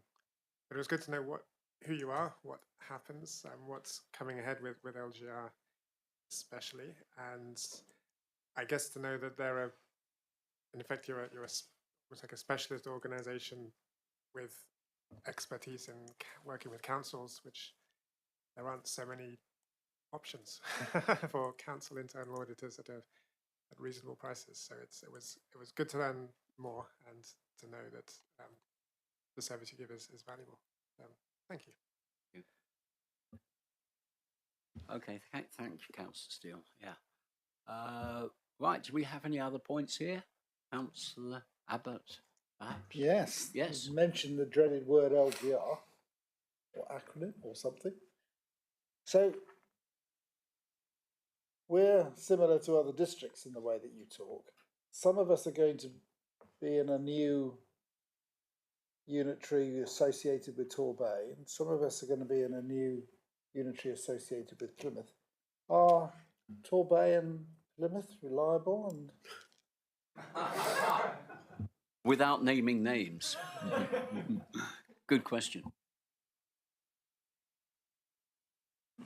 So Plymouth City and Torbay are partners within Devon Assurance Partnership. So just for a bit of context, we are a shared service provider, and that's began with Plymouth, Torbay and Devon County as the three founding partners. Then over time, we've had a number of the districts as join the partnership, and as Councillor Steele mentioned, our relationship is slightly different with South Hams West Devon in terms of being a client rather than a partner within that. But we do obviously undertake the whole audit plan for South Hams. I mean, well, I'm not sure that necessarily answered what Councillor Abbott was trying to get at, but Councillor Yardy. There's a big difference between a client and a partner in terms of governance. So they were mentioned in the same sentence. Anyway, so that was, I just noted that from the last sentence. And I did have down here LGR and fraud risks, which is the next section, but I had LGR and Treasury. So there are going to be massive changes taking place.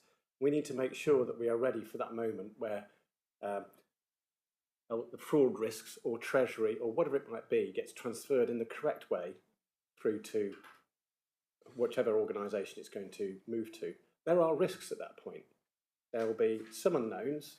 It's like an acquisition audit or whatever you might call it. There are going to be some unknowns until you, at the point of transaction. I'll call it a transaction because that's effectively what it is.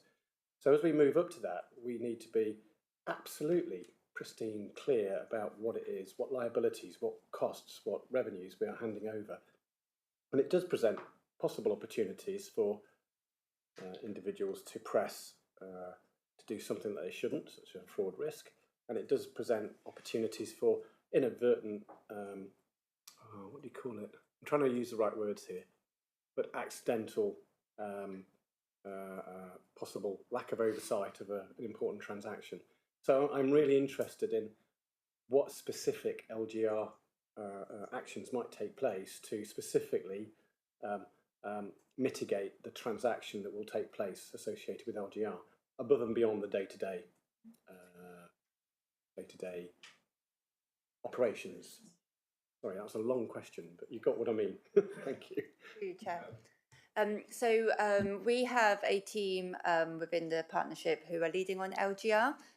So we have an assurance manager who's been through LGR on 2 occasions already, in Somerset and in Dorset. So lots of experience coming to DAP to assist with that. So we have been linked in with LGR for quite a number of months now in terms of sort of the groundwork that's been taking place in line with that. Obviously, now that the decision has come out, and obviously therefore it seems to be a lot more full steam ahead in terms of actually what needs to happen, there is a central implementation team which has a lead senior responsible officer. There is a team of people there that are leading on LGR. We are linked in as an assurance function where we will be doing assurance work along the key themes of that. So we've identified the key risks along with the SRO in terms of the key risks for LGR that we're going to be monitoring alongside the rest of this financial year and next financial year. So there will be the business as usual that will happen in terms of our the audit work that we will do for each of our clients, but we're very much doing our assurance work around LGR as well and very much linked into that. And we have been really over the last sort of 6 months in terms of those early stages, the setup of the teams, the central implementation team, all the themes that have been identified that are going through on the first tranche.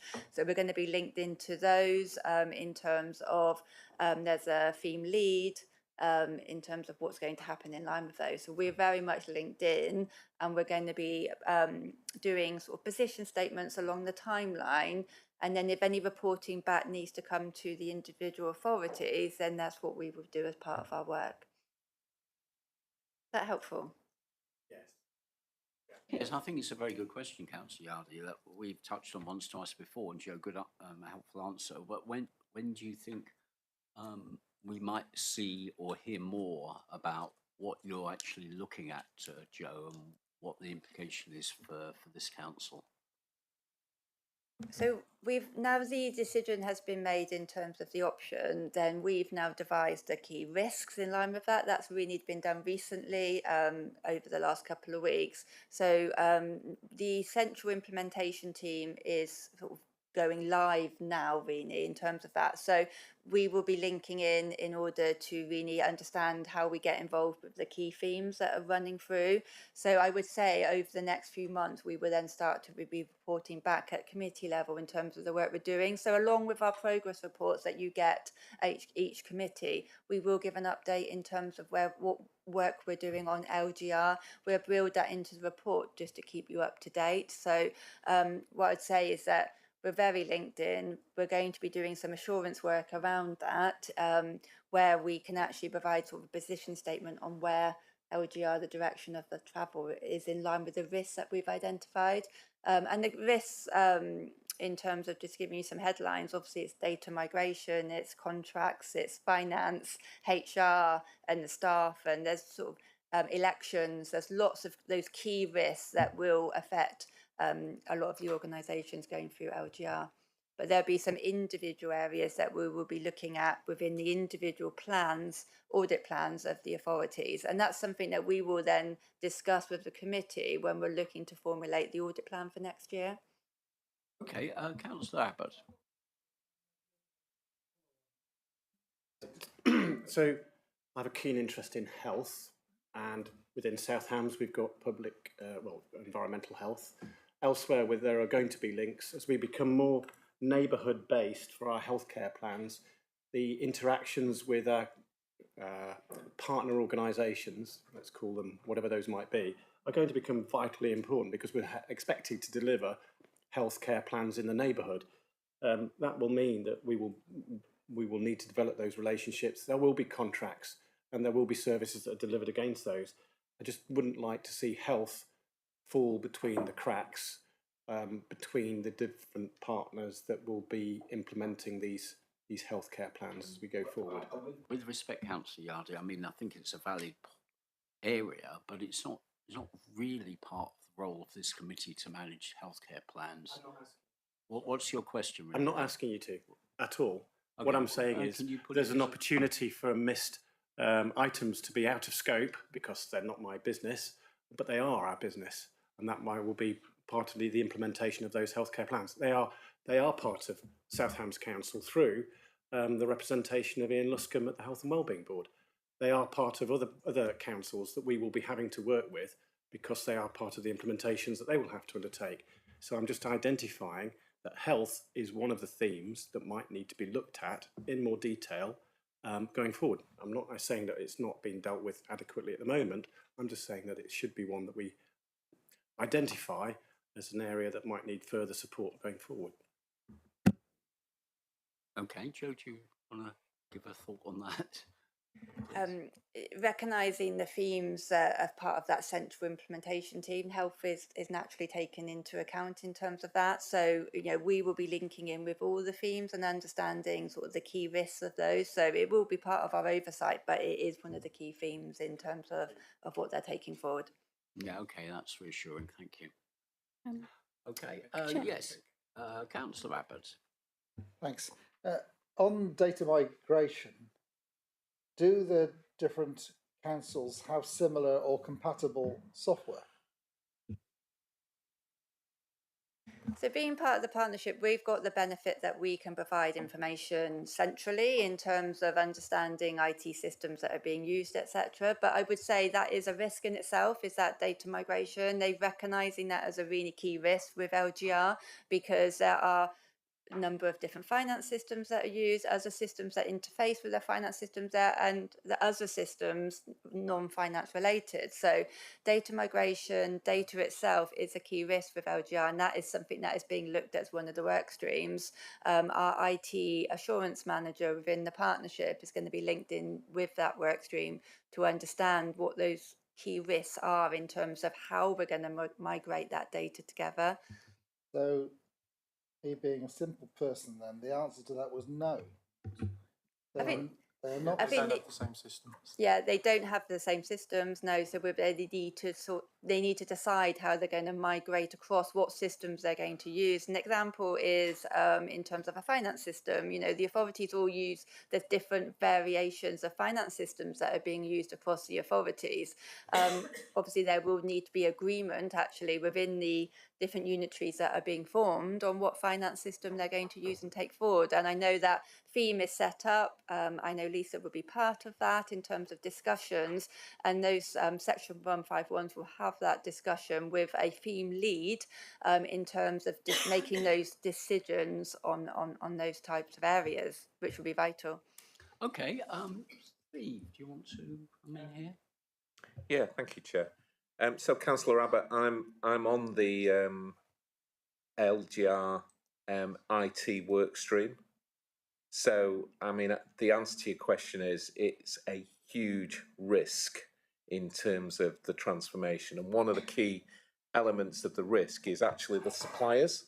The suppliers are not geared up to deal with lots of changes of lots of systems. So whether it's combining data, getting data out of the system, the key major suppliers, of which there's only a small handful, simply don't have the resources. So I made the point to the senior responsible officer for Devon, which is Donna, yesterday, that we're talking about all these other areas in terms of LGR, but actually one of the key risks is going to be what you can do with the IT systems that you've got and the time frame for doing it. And I still quote the Somerset chief executive, who is saying when we became a unitary 3 years ago, we had 6 planning systems. We are 3 years later, still have 6 planning systems, simply because it's just not, they're not able to deal with that change. So it's going to be quite a long-term project. So I want to, I know members may not feel totally comfortable with this, but I want to just bring us back to the item in question here, which doesn't really mention LGR as far as I know. So what I'm proposing is that we take this topic under item 11, the work plan, and discuss it in a bit more detail then, because I think it could probably fill the rest of the meeting if we're not careful. And secondly, it's not really part of the report that we've got in front of us. That's not to say it's not important and very pertinent to where this council and our communities go next. So if you don't mind, let's defer the discussion on LGR and go back to the topic. Are there any points or questions on the report that we've got in front of us? Okay, so then let's go to the recommendation, if we could please, which is that the committee notes the content of the report. Those in favour of that? Do we have everyone there? Anyone against? Sorry, I didn't see if everyone hands up. Any abstentions? Okay, good. All right, thank you. I'm not trying to close down the discussion on LGR. I think it's absolutely essential this committee looks at it, but let's try and do it in a structured way when we get right report with the right person in the right situation in front of us. So please bear with me on that. So let's go to item 9 then, please, which is the annual counter fraud resilience and assessment report, where we've got Rachel Worsley has kindly joined us today from Devon Assurance Partnership. And maybe, Rachel, if you don't mind, just introduce yourself a little bit, if you could, for the committee, and then take us through your report and what you found. Thank you. Thank you, Chair. So yeah, as it's just been said, my name's Rachel Worsley. I am a counter fraud manager. I am qualified as a counter fraud manager, and I have been working with Devon Assurance Partnership for nearly a year now, isn't it? On a secondment basis, but that is due to be formalised, and I shall be trooping across to the partnership. So you no doubt will see me again in the future. Okay, so if I may draw your attention to the agenda item, which is a report that presents the Council's annual counter-fraud resilience assessment, providing an overview of the authority's current counter-fraud arrangements, the emerging fraud risks, and an assessment against the recognised good practice standards. So overall, that position is positive. The assessment concludes that the council is compliant with almost all recognised counter-fraud best practices expectations and does have sound foundations in place to prevent, detect and respond to fraud risks. So importantly, this conclusion isn't subjective, it is based on a structured benchmarking which is provided from CIPFA and CIFAS and that counter-fraud best practice framework. So detailed within Appendix 1 of the report is those findings. So for context, to just provide you with some evolving fraud threat risks, okay? So it will come to no surprise of anybody here that fraud does continue to be one of the most significant risks that faces the public sector. Nationally, fraud is continuing to grow both in scale and sophistication, and that is particularly driven by that digital service delivery, the use of AI and synthetic identities, and the organised and remote criminal activity. We are no longer protected in the southwest by our geography. Okay, so and those national estimations put losses between 55 and 81 billion pounds each year.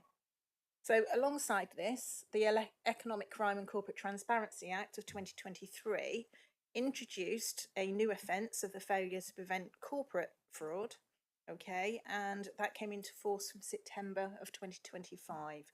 Now, the key implication of that for South Hams District Council is that it must be able to demonstrate that it's got robust, proportionate and well-evidenced fraud prevention arrangements in place, which of course this report does support. So Appendix 1 provides the detailed benchmarking against 38 best practice expectations, and this is where the committee can take most of their assurance. So I will highlight a few of the areas for you, and the first is around governance and risk management. So the framework recognises the importance and understanding of assessing the fraud risks. So the report notes that work is progressing to develop and formalise a dedicated fraud and corruption risk register, which will strengthen the authority's understanding of fraud exposure and support regular reporting to the senior management.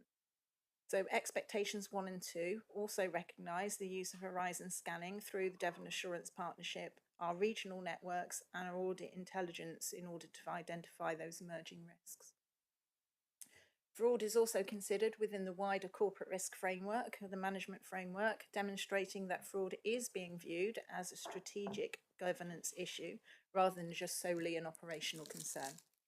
So the second area I'd like to bring to your attention is around strategy and policy framework. So under expectation 6, the council has appropriate counter-fraud arrangements in place through its anti-fraud, bribery and corruption policy, strategy and response plan, which is developed with support from Devon Assurance Partnership and approved by committee.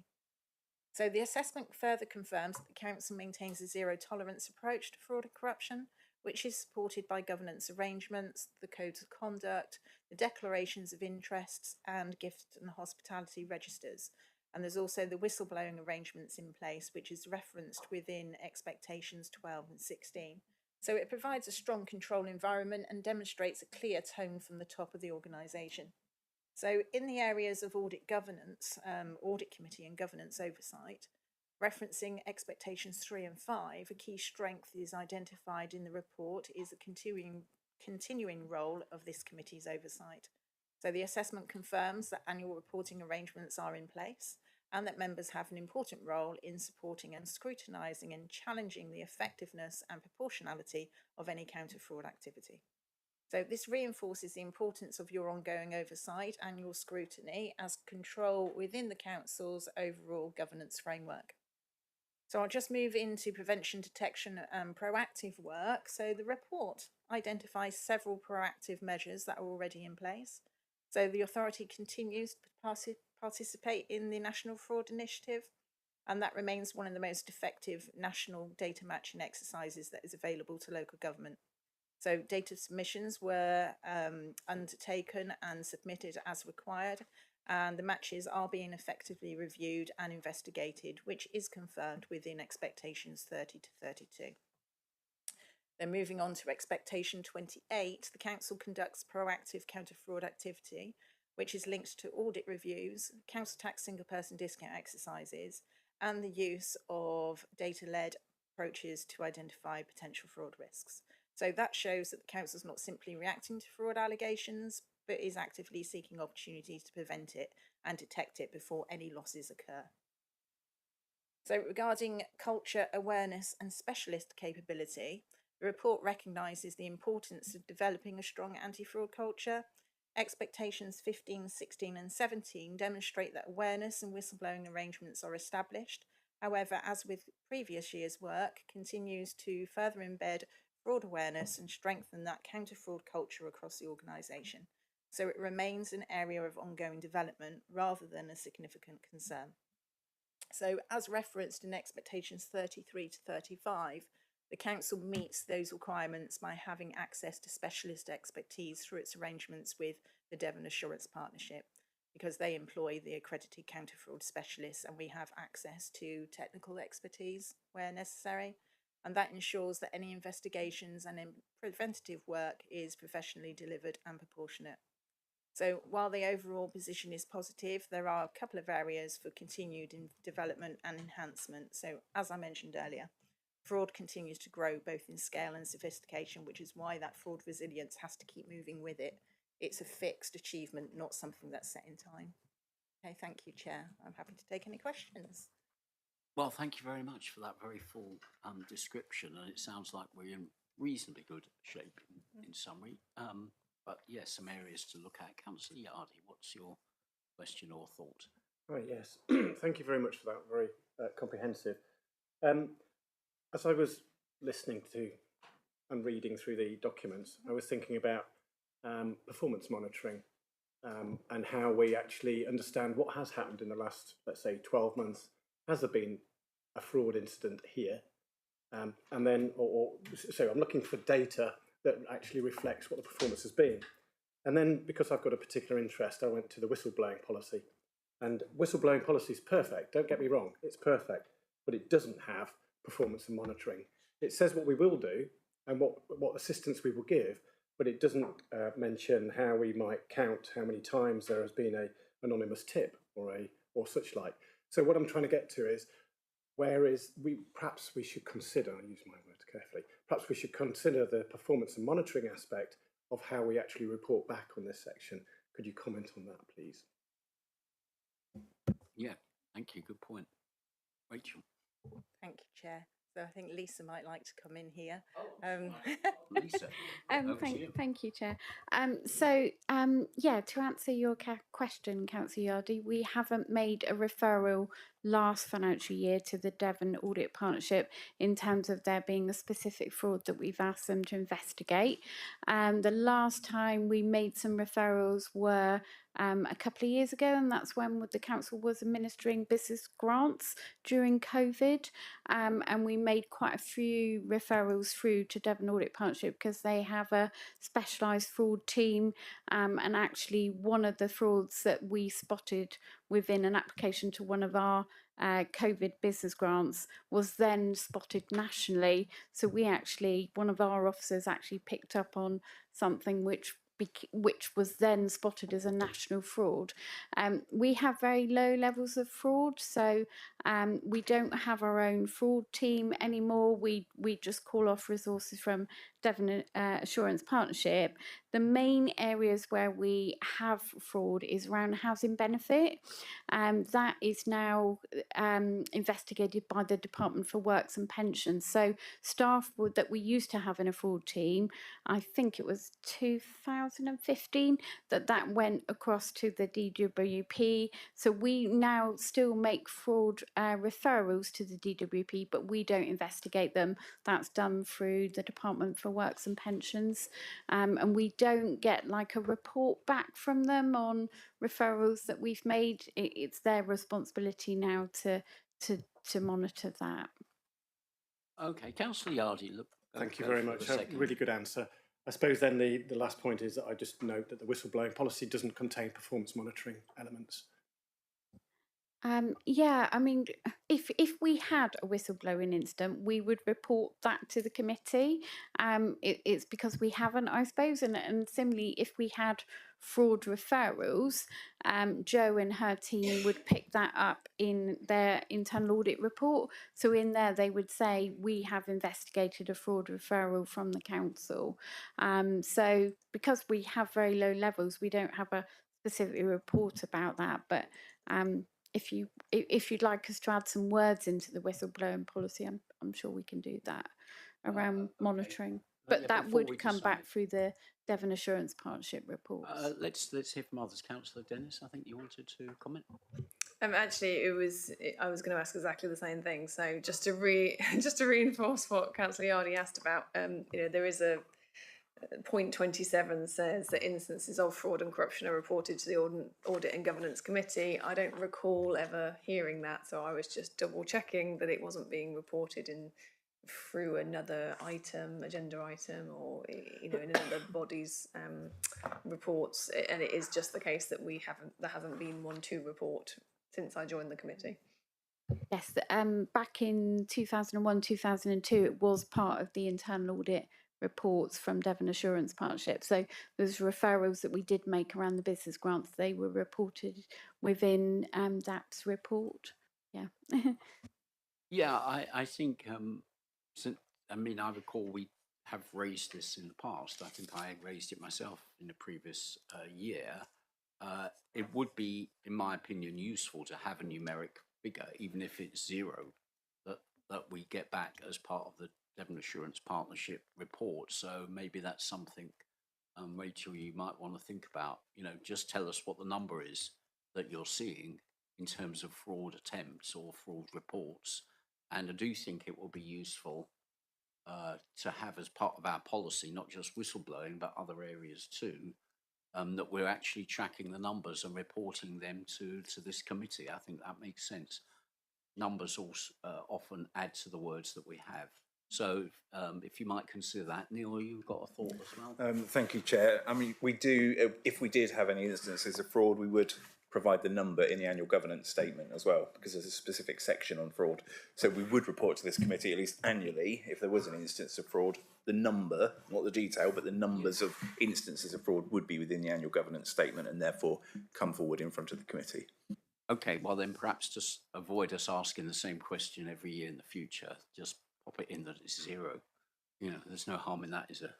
Always there. I don't know. Councillor Abbott. Thanks. I can't find the note, but I think it says that councils are particularly susceptible to two types of fraud. One's being the payment of council tax, and I can't remember what the other one is. Is in that our council tax collection is so high. Is that a good indicator that we're not being defrauded? And does it identify that those who are not paying their council tax are defrauding us?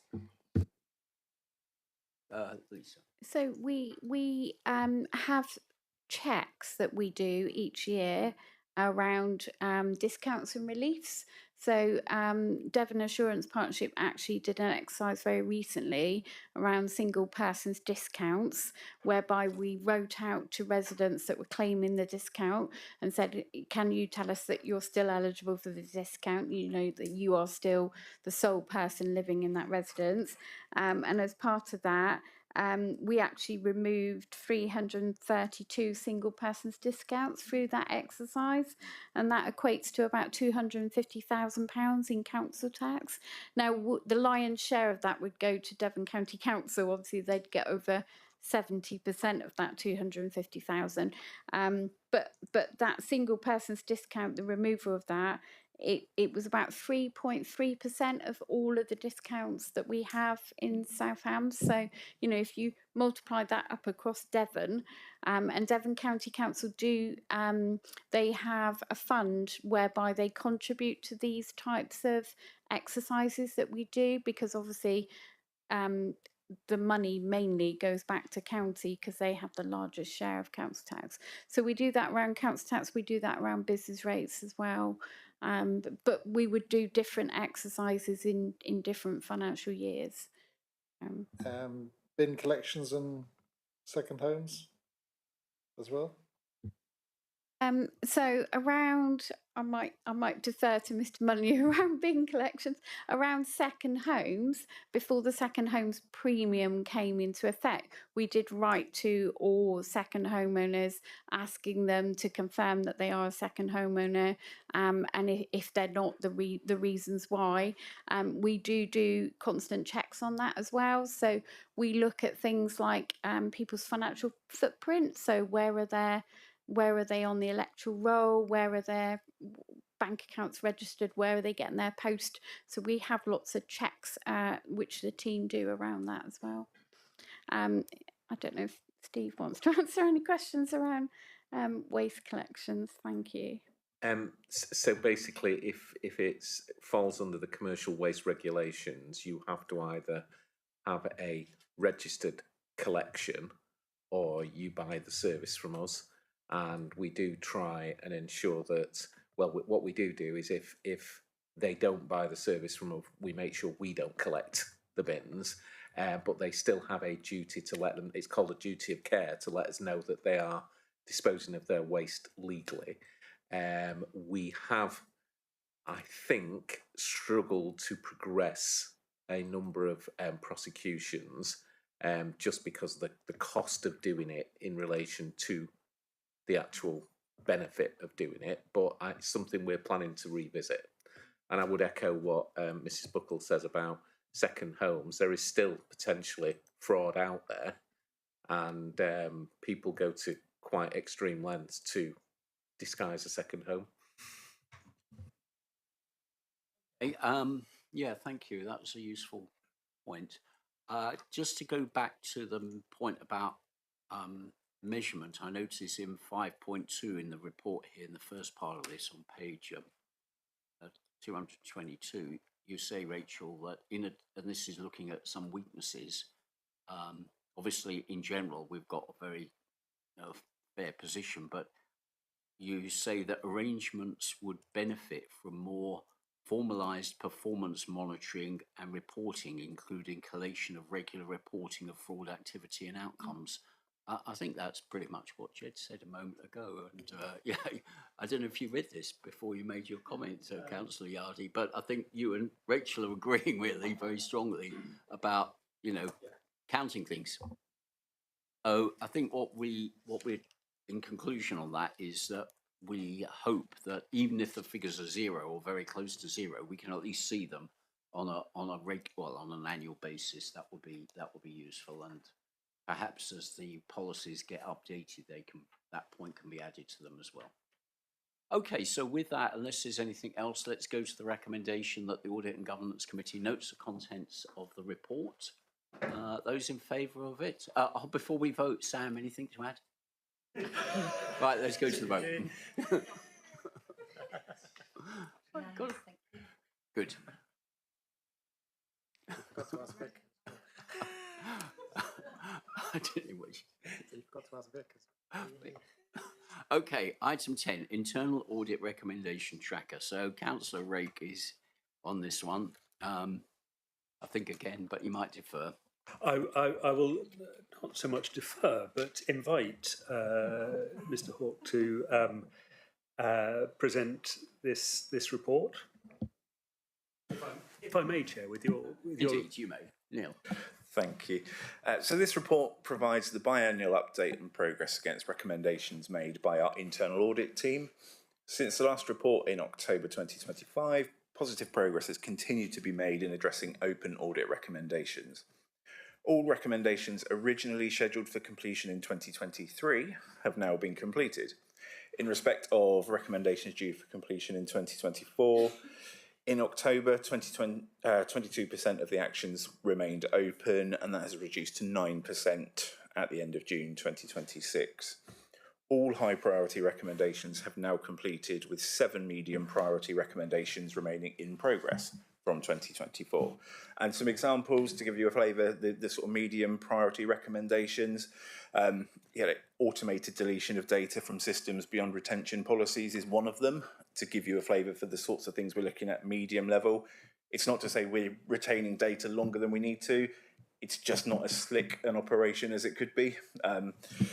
So heads of service continue to report on progress against actions on a monthly basis, with updates considered by the Performance Management Board when considering our overall risk profile of the council.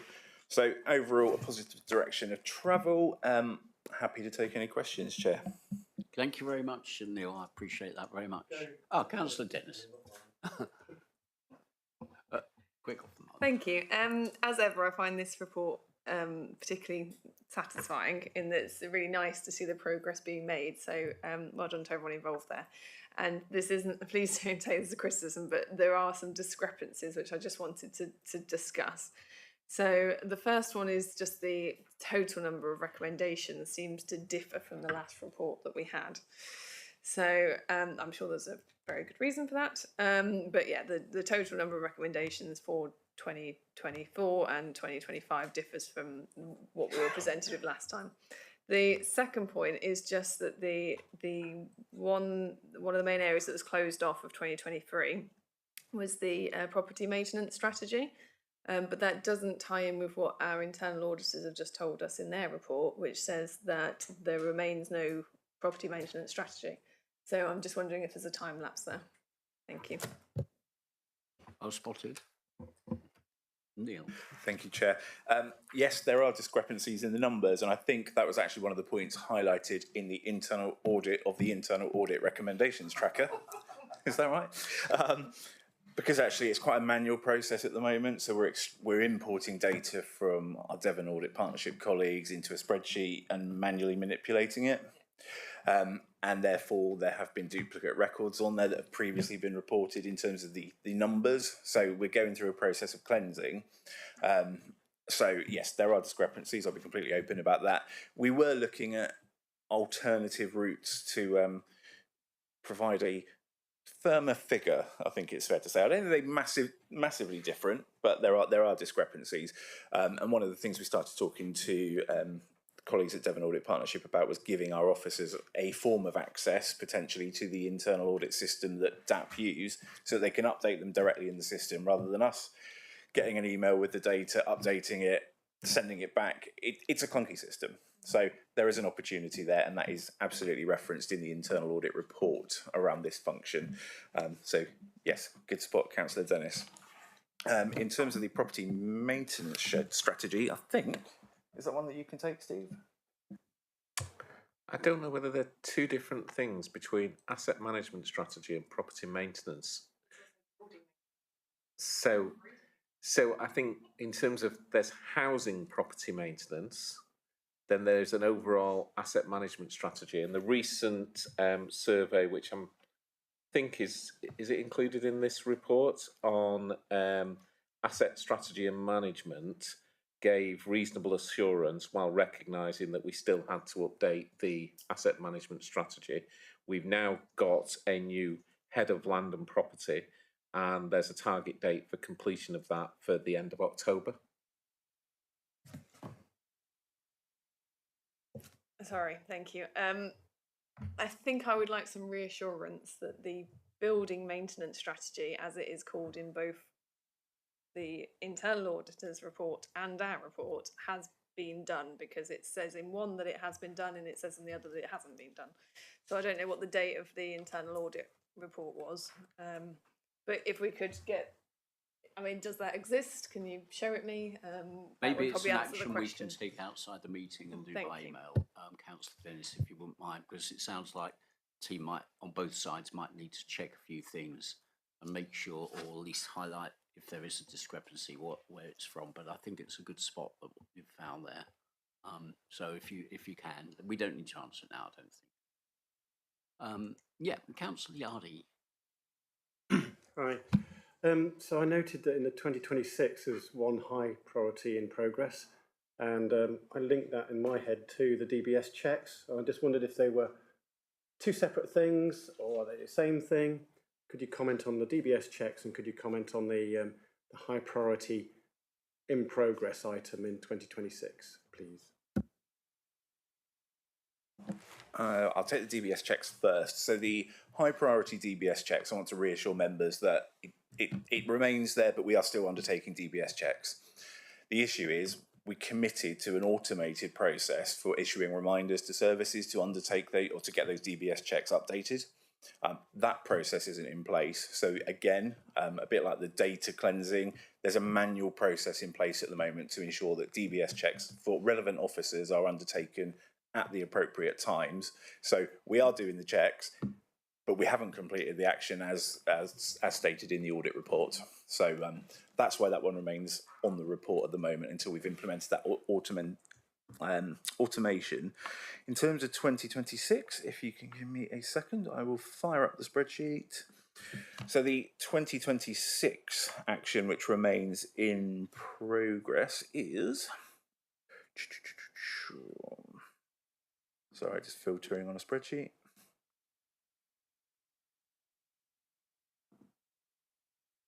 In progress, hi. It relates to training for our manual operatives. So these are our frontline operatives on safeguarding.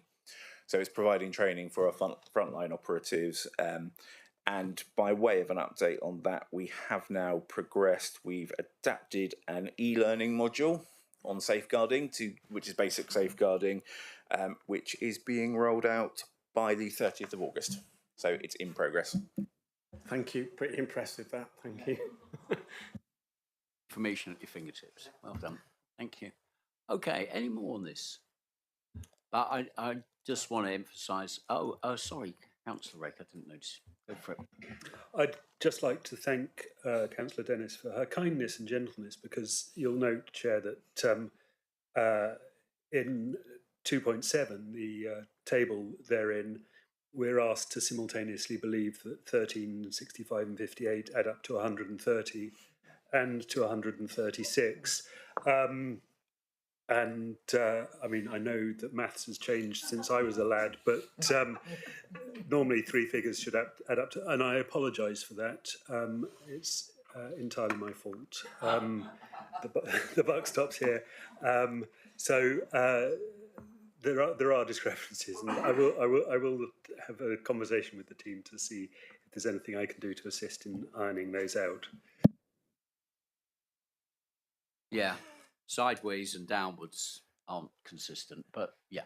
But I appreciate, Councillor Rake, you taking full responsibility for that, and that's why they pay me the big bucks, Chair. Yeah, indeed, indeed. That's exactly one of the points I was going to make. But we won't hold it against you permanently. Please just get it better next time. Okay, so unless there are any more points of detail on this, let's go to the recommendation then, that we note the progress. And I do honestly agree. I do agree with your point, Councillor Dennis. This is good progress. It's very good to see, and it also proves that there's a robust system for making sure that these are done. Even if it's manual, I think it's much better than it has been before. So it's very welcome. So let's note the implementation of the tracker. All those in favour of that?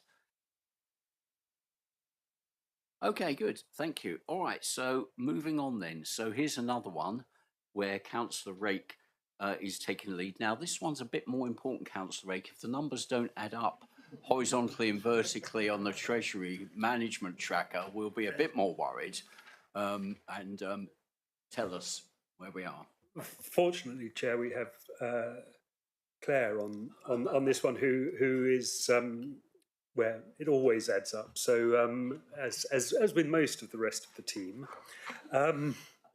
but just in summary, our Treasury management performance remains strong, as demonstrated in this report. It's important to recognise that we are in the fortunate position of going into the casino with other people's money to an extent, in that our cash positions are bolstered by the fact that we collect money on behalf of other preceptors, most notably Devon County Council, and for a while that sits in our bank accounts and therefore generates Treasury management income. And with my usual caveat about this being a positive source of income, but markets being what they are, not necessarily the most reliable one, for reasons completely out with our control. Yes, I'm happy to take any questions, which I will instantly deflect to someone else. Good. Okay, are there any points or questions on this report?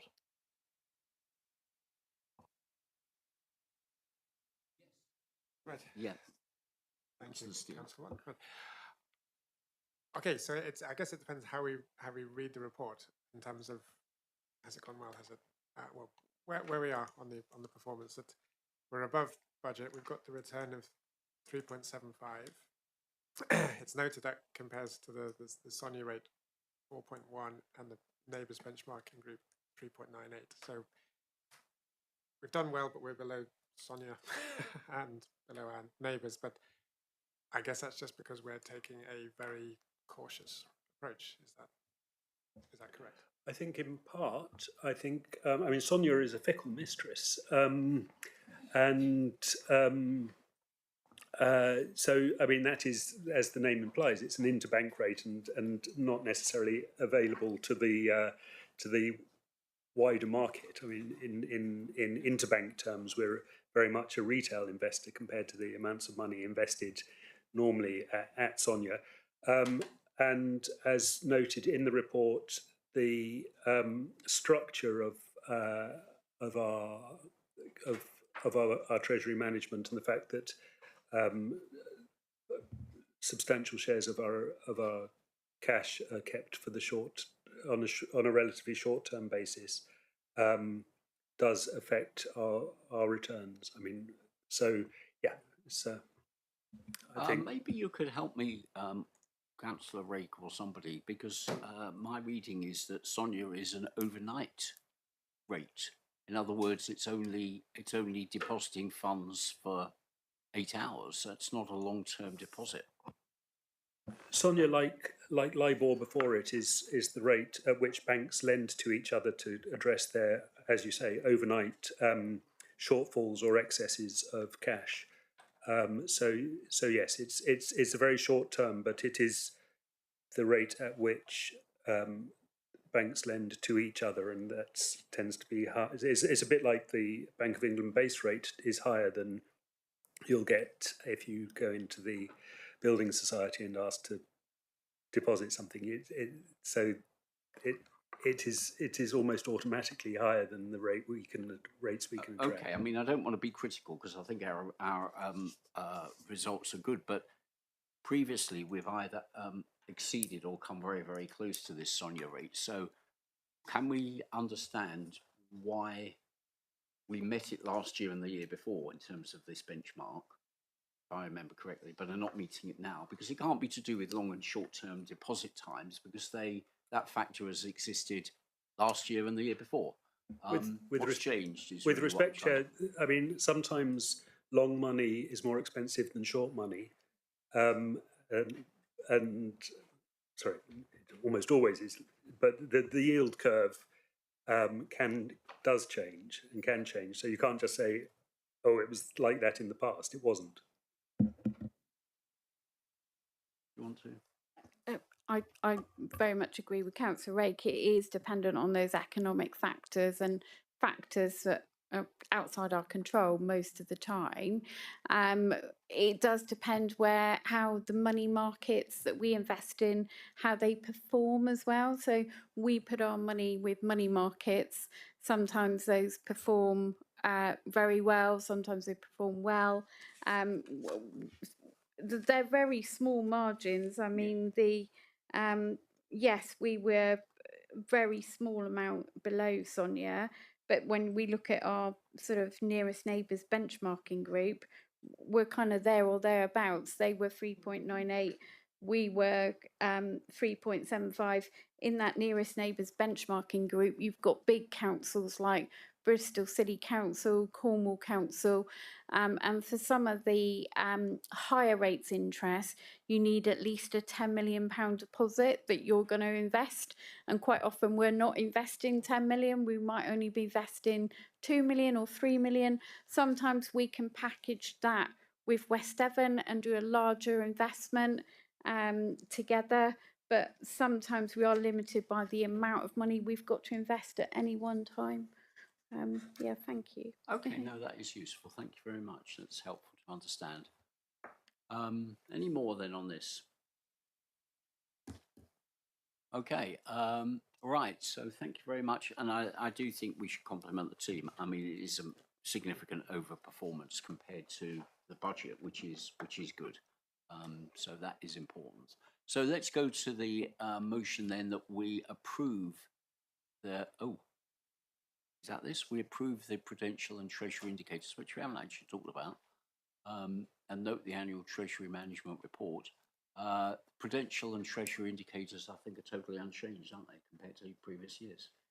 They are set out in Appendix B, so those would be the figures that when we've closed down the accounts, you know, that's our capital expenditure for the year, or that's the amount of debt that we've repaid. So those are factual figures. So we will make an estimate of what that will be for 25-26, and then in Appendix B it does contain the actual amounts. They didn't differ hugely. So, there was some borrowing for waste that we thought was going to be in waste vehicles. We thought was going to be in 25-26, but is actually now going to be in 26-27. So that has affected those prudential and treasury indicators, but it's only a timing difference. It just means you will now see that expenditure in 26-27. Thank you. Okay, unless there are questions on that, let's go to the motion to approve the indicators in B and the treasury management report for 25-26. Those in favour? Okay, thank you very much, team, for that. All right, so let's press on then with item 12 to consider the changes to the Constitution agreed by the Council. Verbal update. So let's start then with yourself, David, if we can. We haven't got any papers on this, but we do have some emails.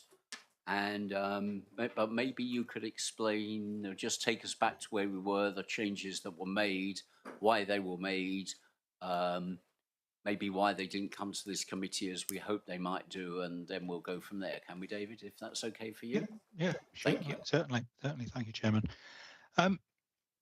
The report that was considered by Council, I mean, set out the rationale for the changes.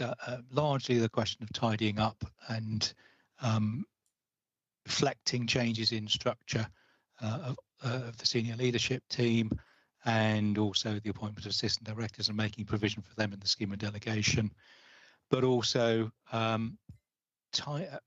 tidying up in terms of ensuring consistency across the whole document. And that included the Section 151 officers' guidance. Council agreed the changes. I appreciate that at the stage it hadn't gone through audit and governance as one would like to hope and expect. But I think we explained at full council that was due to my workload. And unfortunately, we obviously had the timescale, the deadline of getting the report and the changes to annual council.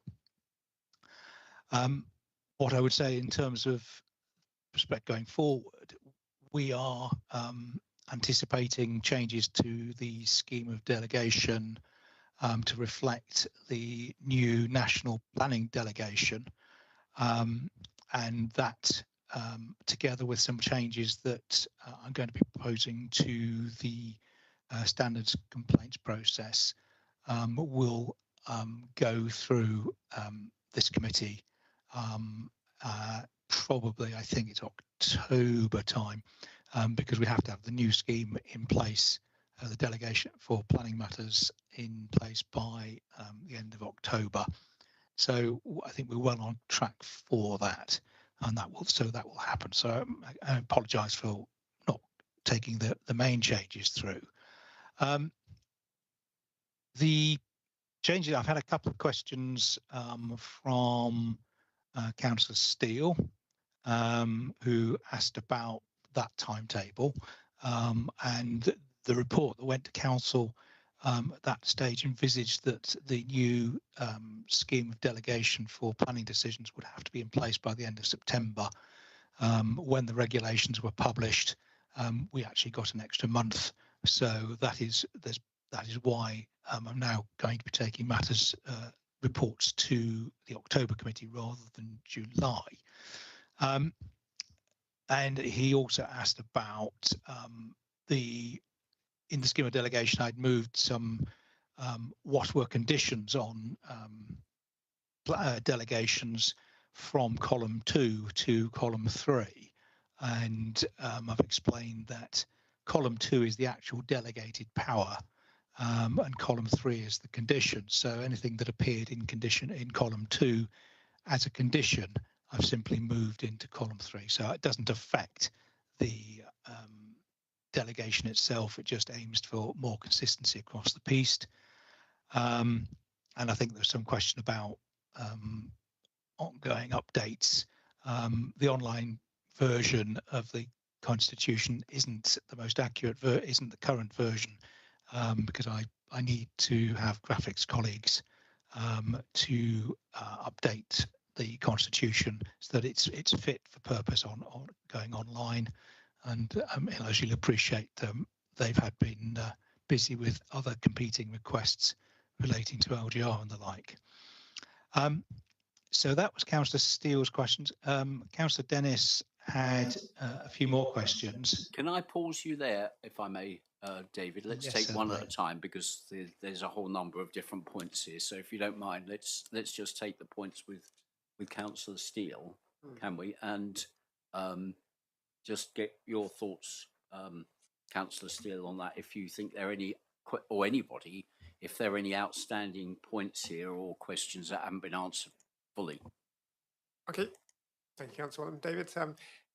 Yes, happy with the replies and about the change of timetabling for the scheme of delegation. So I guess we look forward to that at the next meeting.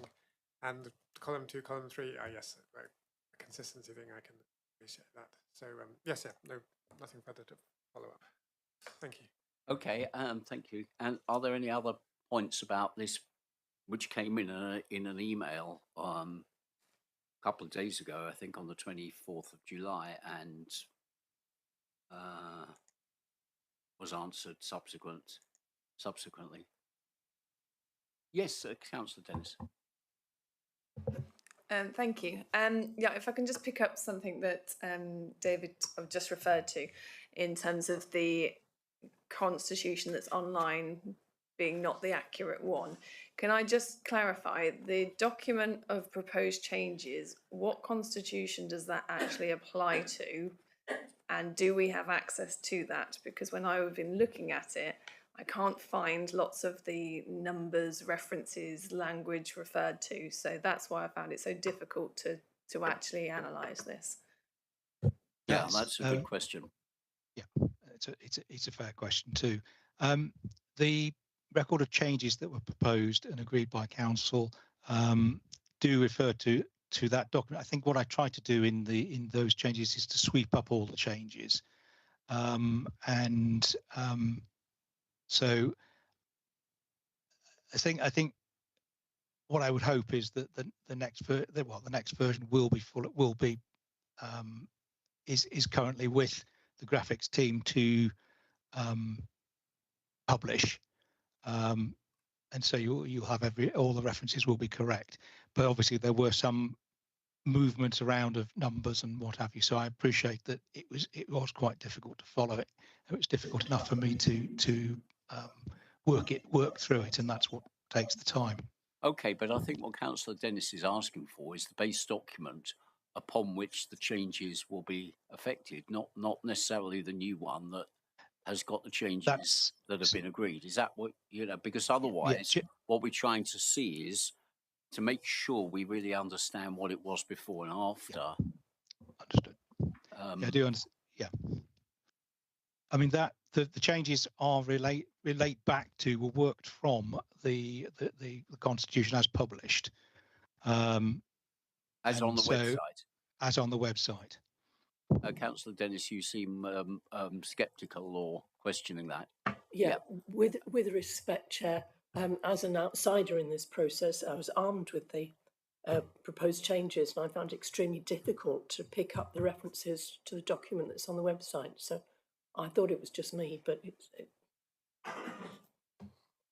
Yeah, okay. Well, there's two committee members then that are a bit confused about this. So I'm looking to see how we might resolve that, because I think it is important not only that we see the changes, but we see what there was before, because, importantly, let's take a date, if we, or an allocation of delegated powers, we'd like to see what the difference is. So, David, if you wouldn't mind, perhaps you could just send to this committee the link to the document that you believe is the one prior to the full council meeting that the amendments made reference to. I think that would help everybody double check what we think the changes are that you proposed and the council accepted at that time. I understand your point about the current version, and I don't think we're necessarily asking for that in this question. We want to see what the original was. I understand. I think the other thing that's probably the slight difficulty is that I think from memory, council also had agreed there had been some changes made in year which council had made, which but I'll do what you asked me to do. If you wouldn't mind, I mean, I think it does have a date and a reference number. So, Councillor Dennis, you've got another thought on this, I think. It's just an observation that I find it surprising that I think I was one of the only people that abstained from approving this at full council. And as I now have support from Lindsay here, how did any of our full councillors actually support this motion at full council if they hadn't got the original document to compare these changes to? But that's just an observation. Yeah, okay. Well, I think what we've got now is a chance for this committee to just be really sure in our own minds, not to change what's been agreed, but just to reflect on it. So I think we can do that properly by making sure that we do have a chance to look at the original document, and that we do have a chance to look at the proposals in light of the original document. So David, if you wouldn't mind then, let's move on to the substantive questions that Councillor Dennis asked, and I think there's three of them really about well, you know better than me, but over to you if you wouldn't mind. Okay. Yes, certainly. Yes, Councillor Dennis asked about land and property delegations, treasury management, and the procurement thresholds. The suggestion was that there had been changes such that effectively officers were acquiring greater delegated powers because of thresholds and the deletion of some of the powers that were in the scheme of delegation.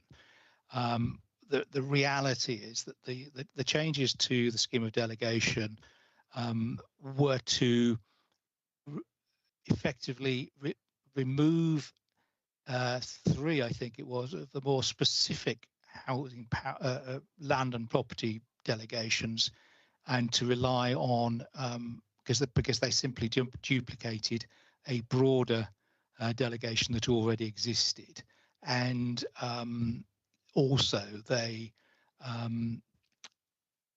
were amended so that they reflected where the power lay, or the delegated powers to lie, in terms of the assistant director. A lot of Councillor Dennis referred to was in fact referring to the Section 151 officers guidance, again, I would say that the reason for the changes there is administrative tidying up.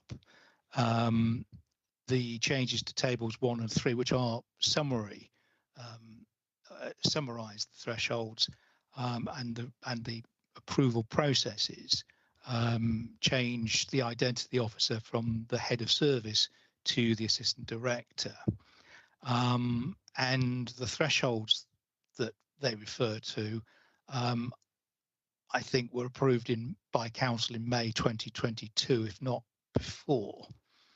There was a suggestion that that perhaps the executive had been removed from a wider range of decisions. I don't believe that I have done that.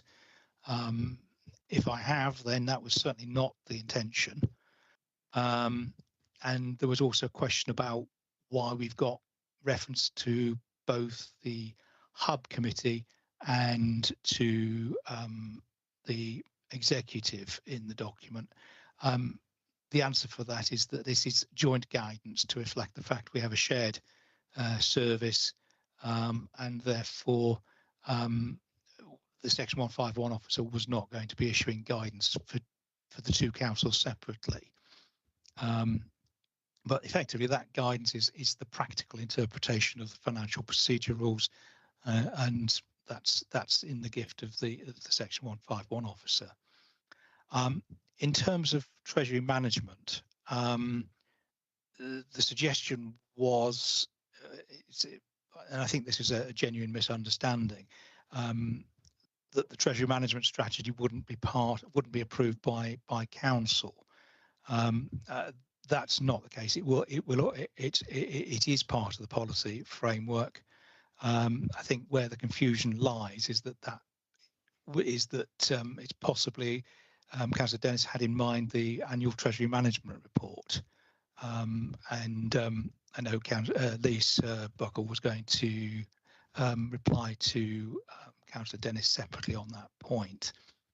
The final point was to do with Contract Procedure Rule 18.1 and the apparent contradiction in terms of reducing the figure at which notices should be published, because that seemed to be contrary to the ethos of the Procurement Act. And the explanation for the reduction from the figure of 30,000 that was in there to publishing details of and spending on all contracts over £5,000 is simply to reflect that that is a requirement of the Transparency Code, and there was a misunderstanding or misinterpretation of what were the Public Contracts Regulations 2015 in terms of what could be the need for publication. So all that the change is doing is bringing the contract procedure rules into line with the Transparency Code. It's nothing more sinister or anything more behind it than that. Thank you, Chairman. Thank you, David, and thank you for giving time. Do you want to add, Lisa, to the point number 2, where it's mentioned the Treasury management report? Yes, thank you, Chair. So item 11 on our agenda today was the item before this item was the annual Treasury management report. That report doesn't normally go to full council. So full council by law have to set the strategy, and that's the report that you receive in March each financial year. So you have the Treasury management strategy, the investment strategy, and the capital strategy. They are 3 strategic documents that have to, by law, be agreed by council. So we always have the Treasury management training for members in February, the 3 strategies going to council in March, and then it is delegated to the Audit and Governance Committee to monitor that Treasury management activity throughout the year. So there are 4 quarterly reports that come to the A&G Committee, and then the last quarter is the one you've received today, item 11, the annual Treasury management report. So council have to set the strategy, and then it's for the A&G committee to monitor that officers have implemented that strategy correctly. So that's, I think it was me actually that took the annual Treasury management report out of the constitution, because I knew that report didn't go to full council. I knew it was a strategy. So I think it was just a bit of terminology about the strategy definitely has to go to council, but the annual report always goes to A&G. Right, okay, that's makes sense on that one. Councillor Dennis, I mean, what would you like to do here? Do you feel it's answered, or do you think we need a bit more time offline between meetings to individually consider this? What's your feeling? So, okay, I'll come back on them in out of order slightly, but just to go back on that point about the annual report. So it doesn't need to go to full council, but it could if we wanted it to, as an extra layer of accountability. So that's just a question. I don't necessarily have an opinion on it, but that is what I suggested, in that we've taken out that extra level of reporting. And maybe that's happened a long time ago, and it's just catching up in the constitution. That's fine. The procurement threshold, so that has changed from 30,000 to 5,000, and that is because of rules above us. So that's understandable. That's changed, and I think, David, you said that we have been reporting 5,000 for a while anyway. I'll stop there for a minute just to clarify. Yeah, comments, David? I mean, that sounds to be fairly true on those 2 points. That's absolutely correct. Yeah, we've been reporting under the Transparency Code for quite a few years, shall we say? And okay, and clarifying the difference between the Treasury Management Strategy and the annual report. That's obviously an area very easy to be confused about. So I think, I mean, personally, I don't see any need to share the annual report with full council, but others may disagree. But that's something to be taken separately, not in a conversation about the Constitution. And then we come to the first part, the land and property delegation. Seems to me this is to do with tidying up based on our reorganisation and naming of senior officers. Is that right, Councillor Dennis? Yes, so this is one that's really hard to actually compare without the before and after document. So I guess if I can just get some clarity. So the consultation chain for acquisitions and disposals. So now it involves the Section 151 officer and the relevant lead member. Before, did it also include the leader? Question. I don't believe it did. No, he doesn't. But David didn't believe it does. So is okay. So maybe what we could do, unless you are happy with that answer, Councillor Dennis, what do you think? I'm happy if David obviously is telling us that was the case. I can't look at it myself, but until next time perhaps. And then the other question that was in there was about the value threshold for leases. So once again, I don't know what it said before, but it's a property market value of 300,000, which doesn't include consideration of the sort of value of the lease itself. So, you know, whether that could generate more in the longer term than the current market value. Well, we haven't answered that one, David. Is that something you could help us understand? I'm not sure I can. That's the figure. That's the figure that's been there for as many years as I can remember. And what's the change, if I could ask? What's the change that the change in constitution put in? It didn't change the threshold at all. No, I think the change was around the fact that we haven't now got 4 directors. We only have 3. Yeah. So we don't have the director of place and enterprise. And I think that below 300,000 would have been delegated to that post and that person. And of course, we haven't got that person anymore. So we changed it to reflect, I think it now says Mr. Molyneux rather than Mr. Brooke. I think it might say the assistant director, does it? Oh, sorry. Yes, the assistant director. Yeah. Okay. Well, look, I mean, I think going for it. Yes, Councillor. Thank you. This is really helpful. So just the final one was, and we haven't changed the terminology where we talk about the market value as opposed and the lease value. That wording's still exactly as it was. Is that right? That's correct. Yes. Okay, well, I think that is helpful. I'm not 100% sure in my own mind that without looking at the previous document. So I think what I would summarise this is that we've got reassuring answers by and large, but it would still be helpful for this committee to see the original document and look at the changes proposed. So perhaps Amelia, rather than David doing it, perhaps Amelia, you could find the link to the source document and also send this committee the proposal from the council meeting, which must have been the May meeting, I think, or something like that. Yeah, 14th of May, Chair. 14th of May.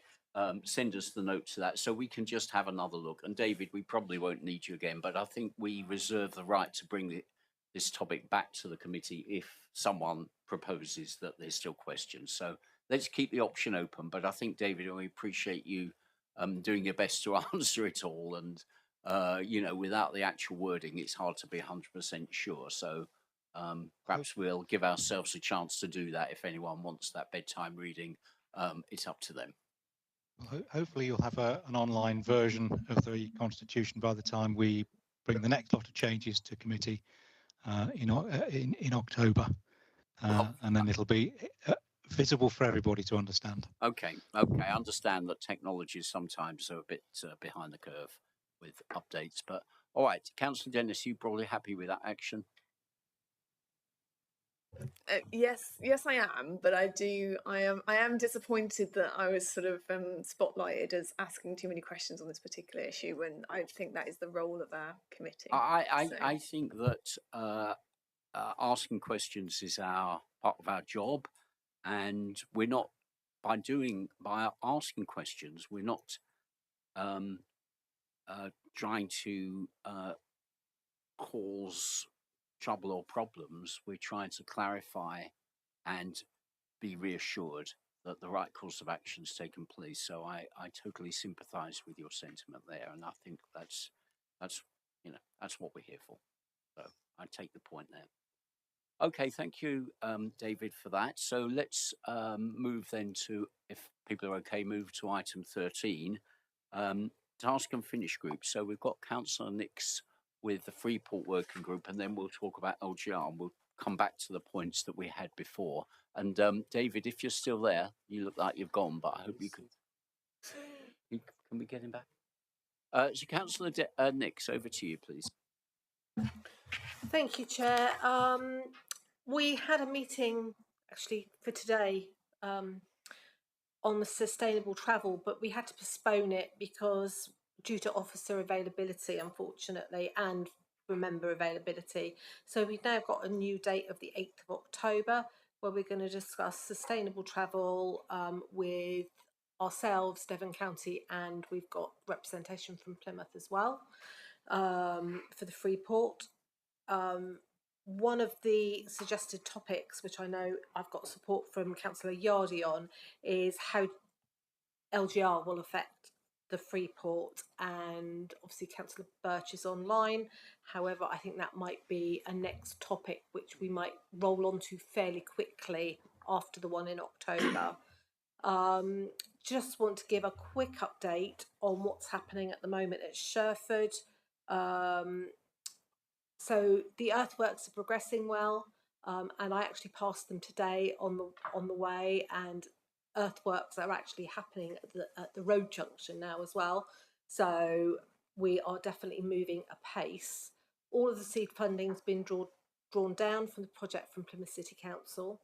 Babcock still intend to purchase the site from South Hams for their integrated logistics hub, and we're working on that at the moment. And when I say we, I mean Lisa and her team are working on that at the moment.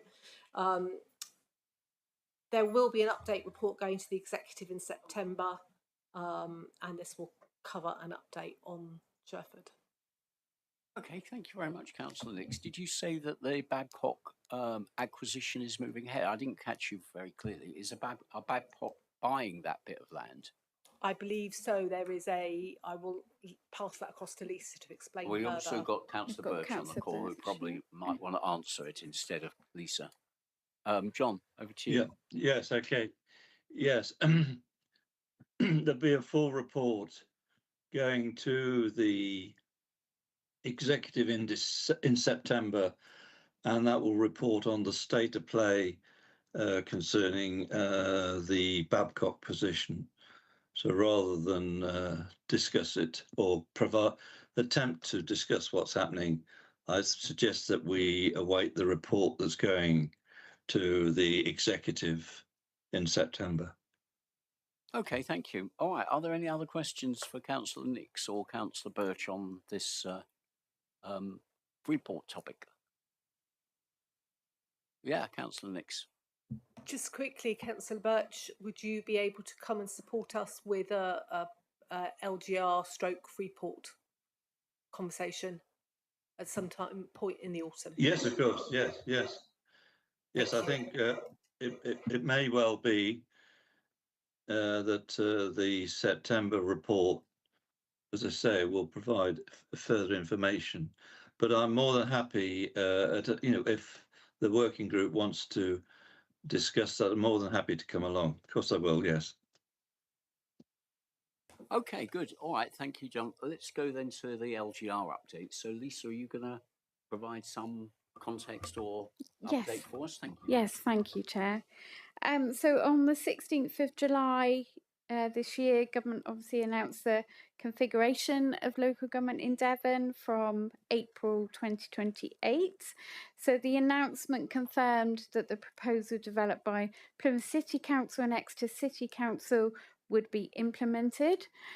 So there will be the new 4 unitaries, which is a Devon Council, Greater Plymouth Council, Torbay and South Devon Council and Exeter Council. So all of the existing councils, including South Hams District Council, will cease to exist will be abolished on 31st of March 2028, and from 1st of April 2028, 13 parishes in the west of the South Hams will be served by an expanded Plymouth Council, and 5 parishes in the east will be served by the expanded Torbay, with the remainder being served by the Devon Council, which will deliver services in the areas spanning from Salcombe to Ilfracombe, Holsworthy to Axminster. Government have confirmed that all 4 unitaries will be new councils, requiring elections to shadow unitary councils in May 2027. The electoral term of current South Hams District Council councillors will be extended to 31st of March 2028. Both our leader at South Hams and the leader of West Devon have written to government on behalf of our councils, asking for an urgent meeting to understand how the decision to implement the 4 unitary model has been made. Whilst we are awaiting a response from government on this, work will be continuing on shaping the implementation of the 4 new councils. Just in terms of the finance work stream, myself and Pauline Henstock, we are part of that finance work stream. We attended a meeting of all of the Devon Section 151 officers yesterday. We are going to be part of the implementation team. We've also been asked to nominate some of the staff within our team that have specialisms in certain areas, whether that is VAT or treasury management or insurance or internal audit. We are going to be looking to put specialist teams in place across the 11 councils. There will be an update on LGR to every executive meeting. Obviously, those agendas and those meetings are open to all members, as LGR is within the remit of the executive. Thank you, Chair. Yeah, thank you very much, Lisa. There's probably quite a few questions on this topic, and prior to the meeting, I wrote to David, our legal officer, asking what remit this committee had. And David, if you don't mind, I'm going to read your answer. My question was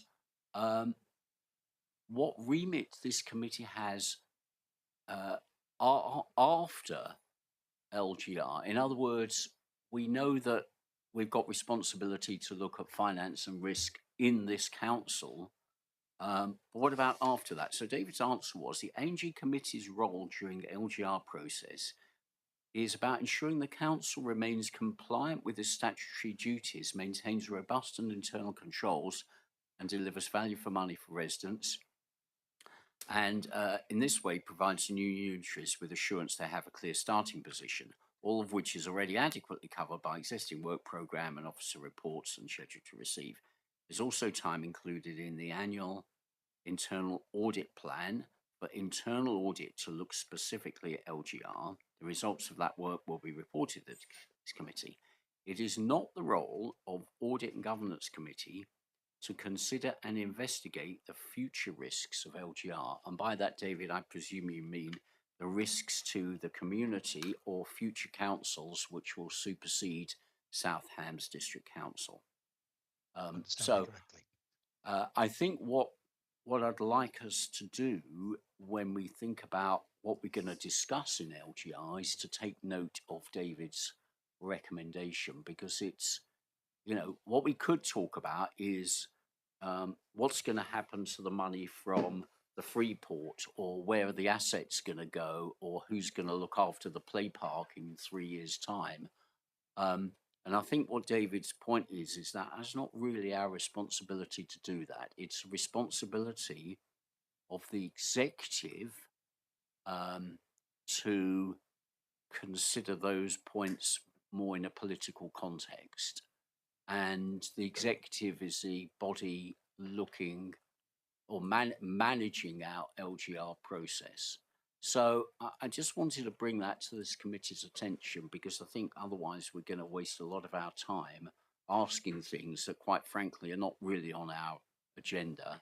And they should, now, having said all that, where should those questions go? So, you know, I'm very happy to spend 5 minutes here just thinking about, when we do ask those questions, who should we address them to? Yes, Councillor Dennis. Presumably the reason you clarified that last sentence is because it is the role of ANG to consider risks to this council that the LGR process poses. Yeah, that's correct. That's my understanding. And David, shake your head. No, David's agreeing. So, right, good, thank you. Yes, the risks to this council. Yes, Steve. Thank you, Chair. So one of the things that's probably not filtered through to yourself yet, and to Councillor Nix as Chair of ONS, is that the leader is, as part of the executive having a standard agenda item on its agenda, there is a proposal to invite the Chair of ANG and the Chair of ONS to each, specifically to each executive meeting, to listen and input into any LGR debate. So there'll be an opportunity for the chairs to bring that back to their relevant committees. In terms of the risks, I'll give you my view in terms of the risks to this council. The risks to this council really are around, is it going to impact the performance of delivery in terms of service delivery of what's in the council plan now, and the measures that we currently measure our success by, and that falls, as far as I'm concerned, in the remit of ONS in terms of measuring the performance of the council, which it does now. So you're almost managing the performance of the council through overview and scrutiny, and that's where I see the main risks being, is, as Lisa said about finance team being dragged into LGR discussions, then are we going to, your role is, are we still getting the right level of financial governance coming through from Lisa and the reports that you get from Lisa in terms of the financial performance of the council?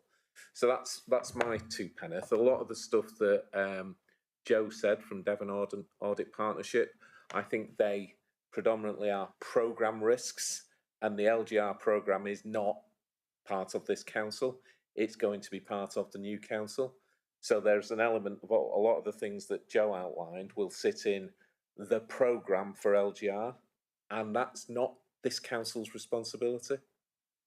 So, yes, Steve, I appreciate your input, and you know, you used virtually identical words to those of our chief executive when I asked them question last week in full council where the risks are. So Councillor, who asked who had their hands up? Was it you, Councillor Rake? Yeah, I think it's it Rake. was you. Yeah. Thank you, Chair. Just the meeting I came from was the first meeting of County's LGR Scrutiny Committee. And I think actually that second paragraph that you've got on the screen there actually represents the trouble with doing this through some sort of formal committee process, or whether that's an existing committee like ANG or ONS, or as a county with a newly created committee, is that you risk forever chasing your tail, because things have to move at such a pace that by the time it could come to a committee such as yourselves or ONS, it'll already be moot. A case in point is the fact that the placeholder names of Devon Council and Torbay and South Devon and so on and so forth have been decided by government in response to the draft structural change orders that the 11 constituent councils submitted, and that's done and dusted now. So I think the opportunity, which is open to all members, but obviously first amongst equals, yourself and Councillor Nix as chair of ONS, to stay across the work of the executive on this, and the opportunity for all members to have all member briefings, is a much more responsive and reactive way of approaching this, and providing a level of rolling scrutiny that perhaps, notwithstanding the many excellent qualities of ANG and ONS, the fact that you can only meet a certain number of times per month is, I think, Yeah, thank you. And I just want to emphasise, it's not just myself, Councillor Nix, who are being invited to the executive. It's open to all members to attend. But I think that is the more logical way of feeding these questions and seeing where the action is. Although, Councillor Rake, if you're a member of another committee looking at LGR, perhaps we should send our questions to you on a postcard. You're also more than welcome to attend that committee. Right. We come up to Exeter, we could make a day of it, Councillor Bonham. Okay, on that note, has anyone else got any different points? I think you can understand why, I wanted to bring this to your attention, because I think this is the guidance that we've got here, and it makes fairly robust sense. Yeah, Councillor Dennis. You may have answered this, Councillor Oakes, I apologise, but why has Devon County Council decided to have a separate overview and scrutiny committee for LGR then? I think for two reasons. One is that Devon County is sort of acting as the spider at the centre of this particular web. I mean, it's coordinating the efforts of the 11 constituent councils across the piece.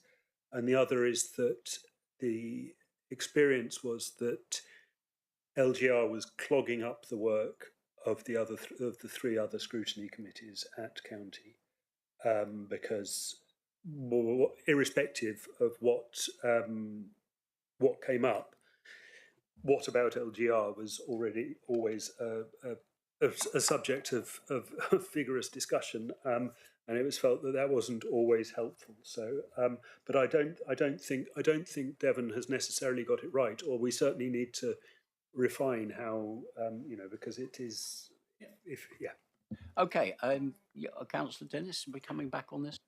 Sorry, so can I just clarify, because you stated at the beginning that Devon County Council is coordinating, can't remember what you said, with all the district councils, so is that correct? No. It's incorrect in that they're coordinating with all the district and both existing unitary councils. So.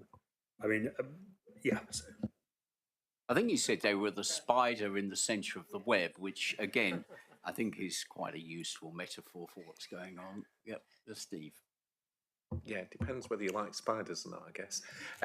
What I would say is it is inevitable that every conversation that we have is going to get drawn into an LGR slant. Councillor Abbott will be my witness that we had a conversation with the executive and SLT this morning that wasn't about LGR, and sure enough, we probably spent 50% of the time talking about LGR. It's just a fact of life. What I would say is that my observation is that not every council is briefing its members as comprehensively as we are. And our commitment still retains, and it's the same with our staff. I've attended the earlier when I said I'd been to the LGR briefing, there were heads of IT there that didn't know a lot of the information that was being presented to them in terms of what was happening from an LGR perspective. So one of the things that I'm quite proud of, and I think we absolutely continue to do, is to make sure that we do lots of briefings with members and with our staff to keep them informed. We tell them what we know and we tell you what we don't know. And as long as we are open, honest and transparent, that is the best way to keep staff and members informed of the process, as far as I'm concerned. So that's what I would say. Okay, let's try and move on then. Councillor Abbott, is it quick? No. Okay. What about, is it, maybe you can make the answer or the question quick? Because the ground rules are changing so quickly, I just want to say that I've learned two things today, and you know, I'm not out of the loop in things. I don't regard myself as in the dark, and yet there's going to be a group meeting from November in sorry Sam, I'm looking past you. It seems a bit odd. At the new Greater Plymouth unitary, I understand, so that a team of 4, and just now I heard that in the spider's web there are 2 unitaries are represented, which I had never heard before. Okay. I mean, again, I'm wondering if we're going to gain much illumination by looking at this. I think the recommendation that we have, the guidance from our legal officer is we're not really, we don't really have the authority to look at risks beyond the risks of this council. And anyone who's deeply interested in this should turn up to the executive. And if you want to go to that, then ask for the invitation to go to it. And, you know, we, this committee, should concentrate on the risks that are within our own control over the next, you know, 19 months or whatever it is. So probably, unless someone feels very strongly, I think we should move on to the next topic, because I think that recommendation is what we need to live by in this committee. Chair, would it be useful that we put David's response in the minutes, and then we've got it in to refer back to in future meetings? Well, if David feels comfortable with that, yeah, I don't. Well, I've just read it out. So it's in the public domain. It's on the screen. Too late. Yes. Clarification on the last sentence. In what was sense, Councillor Dennis? In that it is our role to understand the risks the LGR process poses to this council, so capacity of staff and officers, etc. Yes.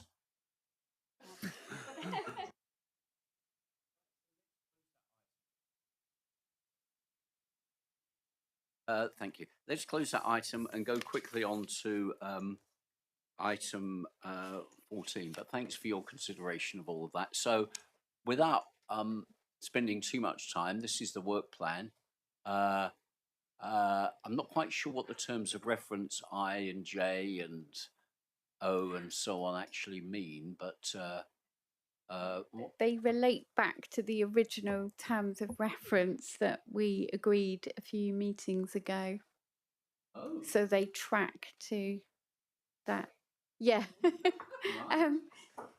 So I will make sure that those terms of reference are on the audit committee page, so that we can then see. Okay, that's useful. And we've got, more importantly than all of that, a suggestion that we move the date of the next meeting to the 8th, from the 8th of October to the 22nd of October in the afternoon, partly to give external auditors a bit more time, and partly so that we spread meetings out a bit more evenly through the year. So unless anyone strongly disagrees, Councillor Dennis. Well, look, we obviously just had a conversation about changes to the Constitution and how David was going to bring those to our October meeting. That's not in that work plan. And also, I wonder if by changing to the 22nd of October, that would be too late. Good question. We didn't agree that he was going to bring the changes to the Constitution. Oh, the new changes to the Constitution. The ones, yes, you're absolutely correct. So when's the council meeting then? Is it, let's have a quick look, because probably the changes to the Constitution. I mean, we could just do it the other way around, Sam. I mean, we've got precedents for it. No, seriously. The council meeting's not until 19th of November, my deputy assistant. Yes, there's one of from chairs. There's none in October. Nothing in October. Right. So we've got the 19th of November. So we've got plenty of time between the meetings. So that's the proposal then, that we go for the 22nd of October at, what time did we say, 1 o'clock? And prior to 2 o'clock, but prior to that, we have a private meeting with internal and external auditors at 1 p.m. on the 22nd. So we'll get an update of the invitation to reflect that. Yeah, first thing tomorrow. Okay, so back to this then. And Sam, you make a good point. We need to add in the Constitution changes. I think we've got a slightly lighter agenda, given that we've already been through the annual accounts, and let's hope they're not changed too much by the external audit.